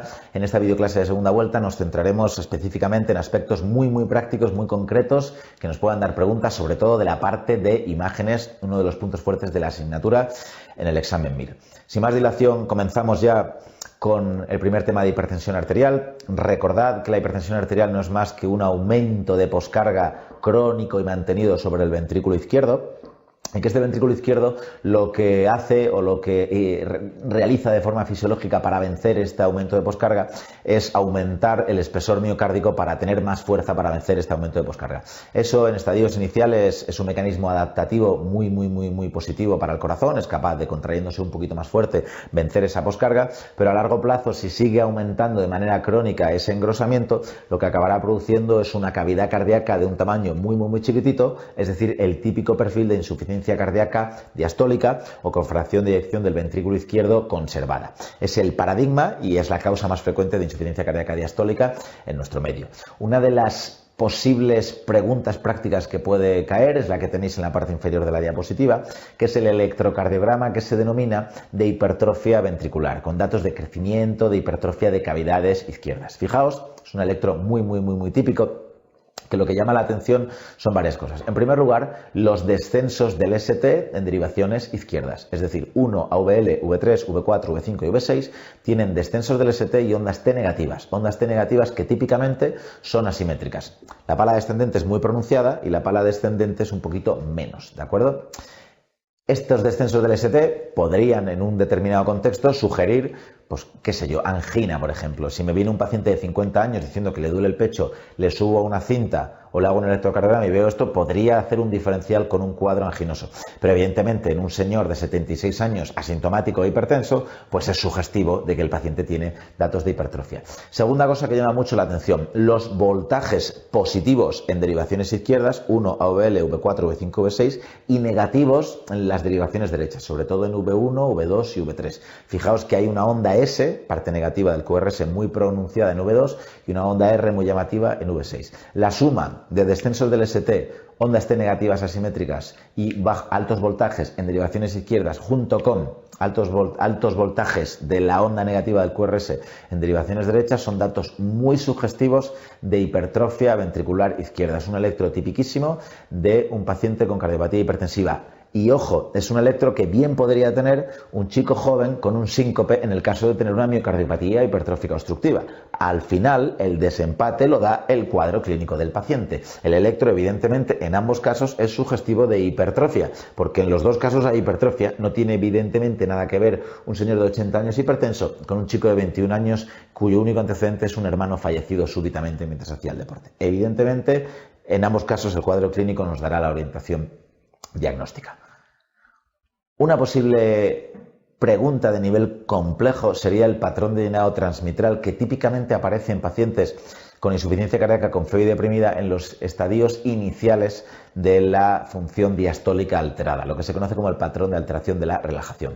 Os he puesto en la parte derecha de la diapositiva el típico plano apical 4 cámaras con los dos ventrículos y las dos aurículas y la válvula tricúspide y la válvula mitral. Pues bien, si nosotros ponemos un Doppler a nivel de la válvula mitral, podemos llegar a ver, a partir de ondas que derivan cambios de flujos de sangre, los cambios de flujo a través de la válvula mitral. Es una manera indirecta de verlo, ¿de acuerdo? Entonces, en el número 0 tenemos el patrón que se llama de llenado normal de la válvula mitral, que si recordamos el tema 2 de semiología cardíaca y el tema 1 de fisiología de las partes de la diástole, es muy fácil entender que el primer tercio de la diástole es la fase de llenado rápido, que es esa onda prominente, se abre la válvula mitral, estamos hablando del llenado, por tanto diástole, se abre la válvula mitral y se llena el ventrículo, y en la parte final, es decir, en el tercio final en telediástole, ocurre la contracción auricular siempre que el paciente esté en ritmo sinusal y se llena pues ese 20-25% extra de sangre al final de la diástole. Esto es un patrón de llenado normal. Insisto que esto es un nivel teórico alto, pero pueden llegar a preguntar lo que se denomina la inversión de la relación EA, porque la primera onda es la E y la segunda onda es la A. EA mayor de 0,75 es normal, pero si se invierten las ondas tenemos un patrón o un dato de disfunción diastólica. ¿Por qué? Porque esto nos habla ya de un ventrículo que está sobrecargado, que cuando se abre la válvula mitral a la sangre ya le cuesta entrar, probablemente porque tenga una cavidad, como tenéis en la foto, muy chiquitita, por tanto una onda E de menor amplitud de lo normal y sin embargo esa contracción al final de la diástole, recordamos e insistimos, si el paciente está en ritmo sinusal, que ocurre en una situación de alta presión, esa contracción consigue meter más sangre todavía en el ventrículo y por tanto producir una onda de alta amplitud. Esta inversión de la relación EA es un dato típico de disfunción diastólica y uno de los estadios iniciales, insisto, de la insuficiencia cardíaca con fiebre conservada típica de pacientes con cardiopatía hipertensiva. La segunda o la tercera, según se mire, imagen o alteración que nos podemos siempre encontrar y que ya ha caído en el MIR en el caso de un paciente hipertenso son los mapas de presión. Es una palabra muy bonita que, a pesar de que no tenga nada que ver con un mapa, uno se lo imagina como si fuese un mapa de las cifras de presión arterial que un paciente tiene durante el día y la noche. Lo importante aquí, desde un punto de vista muy sencillo, es ver la cifra de tensión arterial que tiene uno en el eje de ordenadas, donde aparecen las cifras de tensión, 40, 50, 120, 180, y la hora del día que está en el eje de ordenadas, ¿de acuerdo? No sé si lo he dicho bien, porque recordemos que los médicos ya tenemos poco conocimiento de estadística, salvo el doctor Conejero, que es muy bueno. Entonces, fijaos las cifras de tensión arterial que maneja un paciente durante el día y durante la noche. Lo normal en la mayoría de sujetos es que la tensión sea alta durante el día y baje cuando durmamos. Eso es lo que se llama un patrón Dipper, como si se profundizase durante la noche de DIP, y luego opuesto es un patrón non-Dipper. En este caso, fijaos que cuando el paciente duerme, las cifras de tensión arterial se elevan. Algo muy sugestivo de algún tipo de trastorno del sueño que esté induciendo la aparición de hipertensión arterial, típico de un SAOS, por ejemplo. Esta pregunta, como caso clínico, no ha caído todavía, pero podría ser perfectamente achacable. Un paciente con hipertensión arterial de mal control, que puede ser el paciente un poquito obeso, con obesidad central, con un cuello muy grande, que le haces un mapa, confirmas en primer lugar que el paciente tiene cifras altas o bajas de tensión arterial, bata blanca o no bata blanca, y en segundo lugar el patrón que tiene de hipertensión arterial, y a partir de aquí ajustas o realizas un estudio de hipertensión arterial secundaria, ¿de acuerdo? Es algo muy gráfico, muy preguntable y que tenemos que saber manejarnos con ello, evidentemente porque hay imágenes en el examen.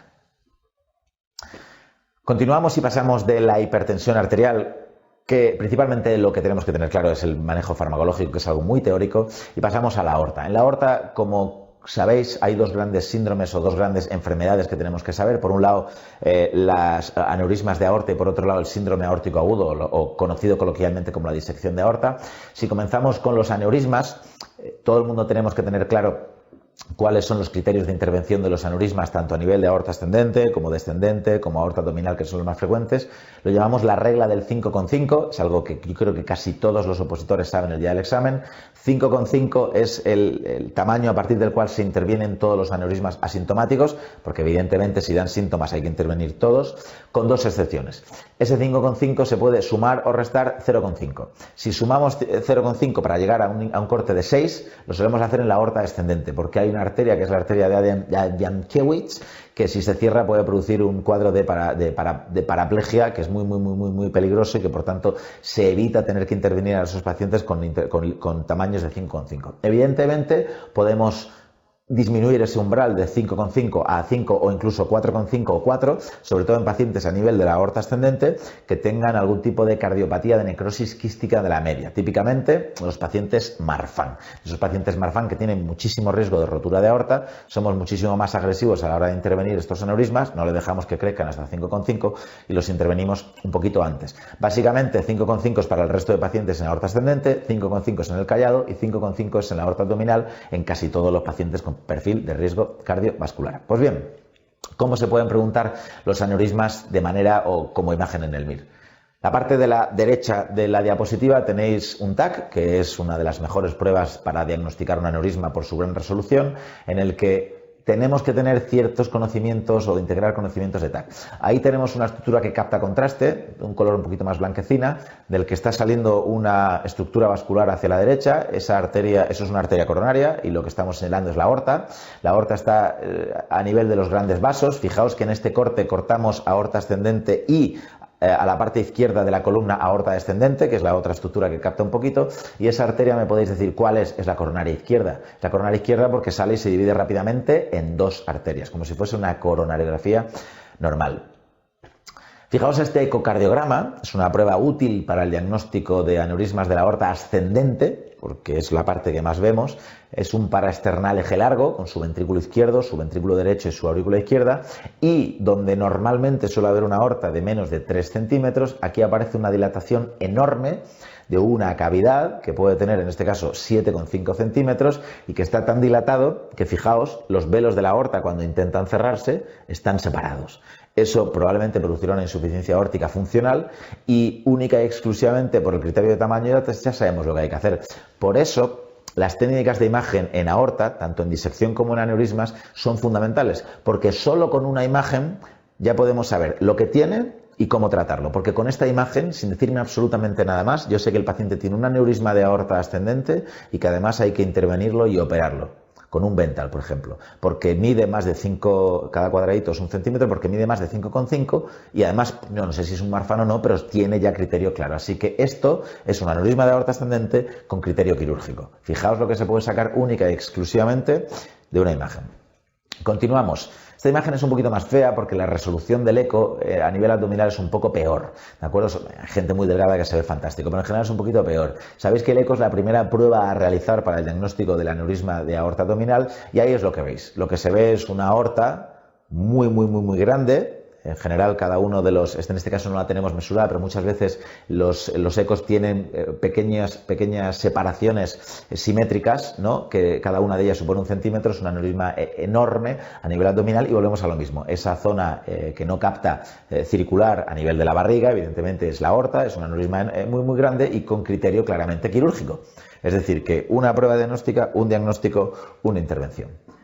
Continuamos con la siguiente. Esto es un TAC cortado axialmente, en el que tenemos una vértebra. Delante de la vértebra, en la zona izquierda, tenemos una estructura que capta, que es la aorta, y adherido a la aorta y sin captar porque está completamente trombosado, tenemos un aneurisma con una calcificación parietal importante a nivel abdominal. Evidentemente, esto es muy fácil pensar que si yo le toco un poquito con 2 dedos ya lo voy a notar pulsátil. Es un aneurisma que no hace falta que nos ponga los centímetros, es enorme y volvemos e insistimos en lo mismo. Diagnóstico, aneurisma de aorta abdominal, típicamente con perfil de riesgo cardiovascular, criterio de intervención quirúrgica, no hay ninguna duda. O quirúrgica, o en este caso al ser abdominal, se puede hacer percutáneo si el paciente es de alto riesgo quirúrgico. ¿De acuerdo? Y pasamos a la disección de aorta, que tiene una ventaja, que es que las pruebas de imagen suelen ser muy parecidas, porque en caso de aorta ascendente vamos a usar TAC y eco transtorácico y en caso de, o transesofágico, y en caso de aorta abdominal vamos a usar típicamente taco-resonancia. De manera que si visualizamos la técnica de imagen para el diagnóstico de los aneurismas, tendremos la prueba de imagen para el diagnóstico de la disección. Recordad Stanford A y B, A aorta ascendente a cirugía, B no aorta ascendente y por tanto manejo inicial conservador, y recordad el perfil típico de paciente joven con dolor torácico muy fuerte, lancinante, muy intenso, desgarrador, transfixiante. Siempre que aparezca una palabra sin oír, estamos históricamente ante una disección de aorta. La imagen que tenemos a la derecha es un TAC, es el mismo TAC que os hemos puesto antes para aneurisma de aorta. En este caso está un poquito más arriba, es decir, no estamos viendo aorta ascendente y aorta descendente, sino que estamos viendo la zona del callado, y lo que siempre, y lo voy a poner aquí que se ve mejor, tenemos que buscar en una prueba, en un TAC, son tres cosas. Lo primero, el flap de disección, es decir, la zona de pared que sea completamente separado de las tres capas de la pared arterial y que está, digamos, moviéndose dentro de la luz arterial. Si identificamos el flap, lo segundo que tenemos que identificar son las dos luces. Una que capta, que diremos que es por donde va el contraste, que es la luz verdadera, asumimos que si metemos el contraste por una arteria va por donde debe, y otra que capta un poquito menos, que es la luz falsa, es la luz que está matando al paciente y que cada vez va aumentando más de tamaño y que puede llegar a ocluir muchas ramas. Y en tercer lugar, hay que buscar la afectación de la aorta ascendente. ¿Por qué? Porque es la que nos determina el manejo del paciente. Aorta ascendente, Stanford A cirugía urgente. No aorta ascendente, no Stanford A, es decir, Stanford B, manejo inicial conservador. Entonces, fijaos esta imagen que os he puesto antes, que es un poquito distinta, pero prácticamente superponible, en la que tenemos el callado cortado y en la que se ve un flap de disección con dos luces, una luz falsa que está abrazando completamente a la luz verdadera, la está estrechando y que afecta tanto a la zona anterior, es decir, ascendente de la aorta, como posterior, es decir, descendente. Solo con esta imagen insistimos en el mismo concepto de nuevo. Cirugía urgente, Stanford A, diagnóstico, disección de aorta. Tenemos diagnóstico y tenemos tratamiento. Otro ejemplo, este que tenemos aquí. Este no está hecho arriba a nivel del callado, sino que está hecho un poquito más abajo. Vemos en la parte izquierda y posterior la aorta descendente con una luz verdadera y una luz falsa completamente abrazándola, y vemos en la parte anterior, justo en la salida de la aorta, la misma tonalidad de luz falsa afectando a la aorta con un trozo a la derecha, en este caso, que es la luz verdadera. Insistimos en el mismo concepto. La flecha señala la aorta ascendente. La flecha, sobre todo la anterior, perdón. Y esto es diagnóstico de un Stanford A y por tanto es diagnóstico de una disección de aorta que tiene criterio de cirugía urgente. Visualizad bien los cortes de TAC porque es muy preguntable en el examen. Y además de los cortes de TAC, nos pueden poner también cortes o reconstrucciones anatómicas, tanto de TAC como de resonancia, algo que ya ha sido preguntado en el MIR y que en general, desde mi punto de vista, tiene una ventaja y una desventaja. La ventaja es que se ve mucho mejor. Aquí nos imaginamos perfectamente la aorta saliendo, aorta ascendente, callado, aorta descendente y aorta abdominal. Te lo imaginas mucho mejor. Problema, a veces se ve un poco peor, porque al reconstruir la resolución a veces se pierde. En este caso que os hemos puesto en la imagen de la izquierda que tenéis aquí, pues es evidente la presencia de una luz falsa y de un flap de disección enorme que afecta desde lo que vemos desde la parte inicial de la aorta abdominal justo hasta la raíz de la aorta. Es decir, esto es una disección de aorta enorme, tipo A de Stanford, con criterio quirúrgico urgente. Fijaos lo que se puede sacar de una cirugía, o incluso se puede hablar de la clasificación de Backey, que sería un Backey 1 afectando a la aorta ascendente y a la aorta descendente, algo que, insisto, ya ha sido preguntado en el examen MIR. Y no os olvidéis también de una prueba que, hablando de ecocardiografía, de electrocardiografía, de TAC de resonancia, parece que tiene menos importancia, pero con la de preguntas que ponen los internistas, una radiografía de tórax clásica, con ese ensanchamiento mediastínico típico de los pacientes jóvenes que vienen con esos dolores fuertes en el contexto de disecciones de aorta ascendente, pues es muy típico y no lo perdáis de vista. Ese ensanchamiento en forma de placa, si nos lo ponen en un contexto determinado, lucecita, disección de aorta.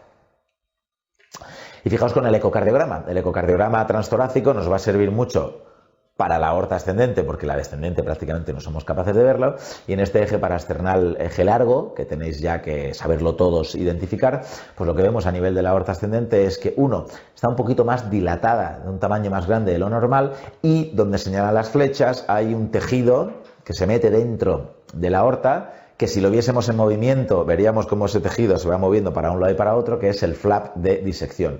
En un contexto determinado de dolor transfixiante, con pérdida de pulso radial, con un cuadro de malestar general, pues este ecocardiograma es diagnóstico de disección de aorta tipo A, porque lo que estamos viendo es la afectación justo de la aorta ascendente. En general, si el paciente está estable, es obligatorio hacer un TAC, pero si el paciente está en shock cardiogénico, solo esto nos vale para avisar al cirujano y meter corriendo a este paciente en cirugía, porque si no, la probabilidad de mortalidad es altísima. Continuamos ya con la enfermedad arterial periférica. Una de las cosas principales que se pueden preguntar son estas arteriografías o estas reconstrucciones de TAC o de resonancia muchas veces, que lo que hacen es identificarnos el árbol vascular arterial a nivel del hemicuerpo inferior y que básicamente lo que tenemos que aprender es hacer los ojos para buscar lo que falta. Es decir, tenemos que continuar el árbol el árbol vascular e identificar dónde hay interrupciones que puedan explicar la clínica de claudicación que tiene el paciente. Y a partir de la clínica de claudicación que tiene el paciente, que nos sirva también como referencia para luego buscar dónde tiene el paciente la oclusión. Si el paciente tiene dolor a nivel de los glúteos y de la extremidad proximal cuando camina, deberemos de sospechar un síndrome de Leriche, como se ve en la imagen del centro, en el que se ve una interrupción, un adelgazamiento de la parte distal de la aorta, una interrupción justo en la parte distal de la aorta y una estrechez crítica a nivel de la femoral izquierda y una oclusión completa a nivel de la femoral derecha, que por circulación de vecindad acaba llegando, gracias a Dios, la sangre a la pierna derecha. Si evidentemente lo que el paciente empieza a tener es enfermedad a nivel de los gemelos, sospecharemos una oclusión femoropoplitea, que es la más frecuente. Como veis en la imagen de la izquierda que tenéis justo a este lado, pues el paciente tiene una oclusión de la femoral izquierda, y a nivel de la imagen de la derecha, que es esta que tenéis aquí, pues lo que tiene el paciente es una oclusión de la arteria poplitea, que posteriormente da lugar a una oclusión de la tibial posterior. Hacer los ojos a las reconstrucciones es muy bueno, pero yo creo que desde el punto de vista más práctico esto es sencillo si conocemos a grandes rasgos la anatomía vascular que tienen los pacientes a nivel de la aorta y sus bifurcaciones. Y no quiero acabar el tema sin hacer hincapié en las venas. Las venas es una parte poco importante de la cardiología, de la que casi exclusivamente nos tenemos que estudiar la TVP. La trombosis venosa profunda, muy típica de mujeres y de pacientes encamados, siempre la asociamos con la embolia de pulmón, y probablemente es muy recomendable darle un repaso a la TVP cuando estudiemos la embolia de pulmón y viceversa, porque así integramos la enfermedad tromboembólica, que al final estamos hablando de la misma entidad. La imagen que tenéis a la izquierda, que es esta de aquí, es una ecografía vascular, que es la prueba diagnóstica para diagnosticar una trombosis venosa profunda. Típicamente arteria y vena suelen ir juntas, ¿de acuerdo? Por lo tanto veremos el paquete vasculonervioso, yo os estoy señalando cuál es la arteria y cuál es la vena, y tenéis que identificar que en el interior de esa vena hay un moco, una estructura trombótica que ocluye parcialmente esa vena, que es diagnóstica de un trombo. Evidentemente, en el contexto clínico que estamos, esto es un trombo en una vena profunda, trombosis venosa profunda. Y siempre que identifiquemos esa imagen en el MIR o en un desglose, asociémosla a la imagen de la derecha que tenemos justo aquí, que es un TAC exactamente en las mismas proyecciones que hemos usado para la aorta. Fijaos que tenemos en la parte posterior izquierda la aorta ascendente, en la parte anterior y un poquito más derecha la aorta ascendente saliendo, y entre medias cortada la arteria pulmonar, que es la que os he señalado con una flecha azul, dividiéndose en pulmonar derecha y pulmonar izquierda. Y en medio de esa zona que capta contraste de la arteria pulmonar, un moco, un trombo acabalgado justo en la bifurcación, que además está ocluyendo ambas dos ramas. Asociemos siempre el ecodoppler o la ecografía vascular con o sin Doppler, porque se puede poner evidentemente color, de la parte izquierda de la diapositiva, con la migración de ese trombo por el árbol vascular venoso, la entrada en la aurícula derecha, ventrículo derecho, y la impactación en la arteria pulmonar, dando lugar a un tromboembolismo pulmonar. En este caso, como podéis ver en la imagen, masivo, bilateral, acabalgado, es decir, en silla de montar, un trombo que probablemente haya puesto muy malo al paciente. Acabamos con unas preguntas para que veamos si somos capaces de acertar las preguntas de arteriopatía. La pregunta del año 2010-2011 nos hace referencia a un paciente de 59 años de edad, hipertenso desde hace unos 10 años. Ya tenemos el típico antecedente. No es que este paciente no pueda infartarse en el MIR, se puede infartar, pero típicamente los que se infartan suelen ser hipercolesterolémicos, diabéticos, fumadores, ¿de acuerdo? A pesar de que este señor es hipertenso y es fumador. El padre falleció súbitamente a los 62 años. Bueno, ese antecedente a mí no me dice mucho. Yo creo que no hay que sospechar un Marfan solo por eso, pero acude a urgencias refiriendo un dolor torácico muy intenso. Y fijaos en ese dolor, muy intenso en el MIR. Es una disección de aorta. Intenso, fuerte, es probablemente puede ser un infarto, pero muy intenso, lancinante, desgarrador, transfixiante, es una disección de aorta. El dolor se empezó hace 4 horas, es decir, es un dolor muy agudo. Es interescapular, no se irradia la mandíbula ni al brazo izquierdo, sino a la espalda. Y evidentemente no me digáis que este paciente está teniendo una pericarditis aguda, porque las pericarditis agudas no son dolores de 4 horas muy intensos. El paciente cuando llega está pálido, sudoroso y muy hipertenso. No es una pericarditis, ¿de acuerdo? Y está pálido y sudoroso. Y además tiene pulsos radiales muy disminuidos. Ojo con ese dato. ¿Por qué ha perdido pulsos radiales? Pues muy probablemente porque la luz falsa de una disección de aorta está ocluyendo la subclavia, o la subclavia izquierda, o el tronco brachiocefálico, o la disección se ha metido por el tronco brachiocefálico derecho y ha ocluido la subclavia derecha. En ese caso se pierde uno de los 2 pulsos radiales, un dato muy típico. Tiene un soplo diastólico, ¿por qué? Pues porque la disección muchas veces entra en la válvula aórtica, diseca el velo y produce una insuficiencia aórtica. Y evidentemente en el electro tiene datos de hipertrofia de cavidades izquierdas, como el electrocardiograma que os acabamos de contar dentro de un paciente hipertenso de larga evolución. ¿Diagnóstico más probable? Evidentemente una disección aórtica aguda, una pregunta que yo visualizo en el examen MIR perfectamente, con su TAC y su flap de disección perfectamente identificable. Siguiente pregunta. El síndrome aórtico agudo incluye entidades como la disección, el hematoma y la úlcera penetrante. Respecto a estas, ¿cuál es la afirmación correcta? Opción 1. Actualmente en nuestro medio el diagnóstico de esta patología se establece mediante arteriografía percutánea. ¿Hemos visto alguna prueba de imagen que consista en arteriografía para ver una disección de aorta? No. ¿Qué hemos visto? TAC, resonancia y eco. No se hace arteriografía, es decir, falsa.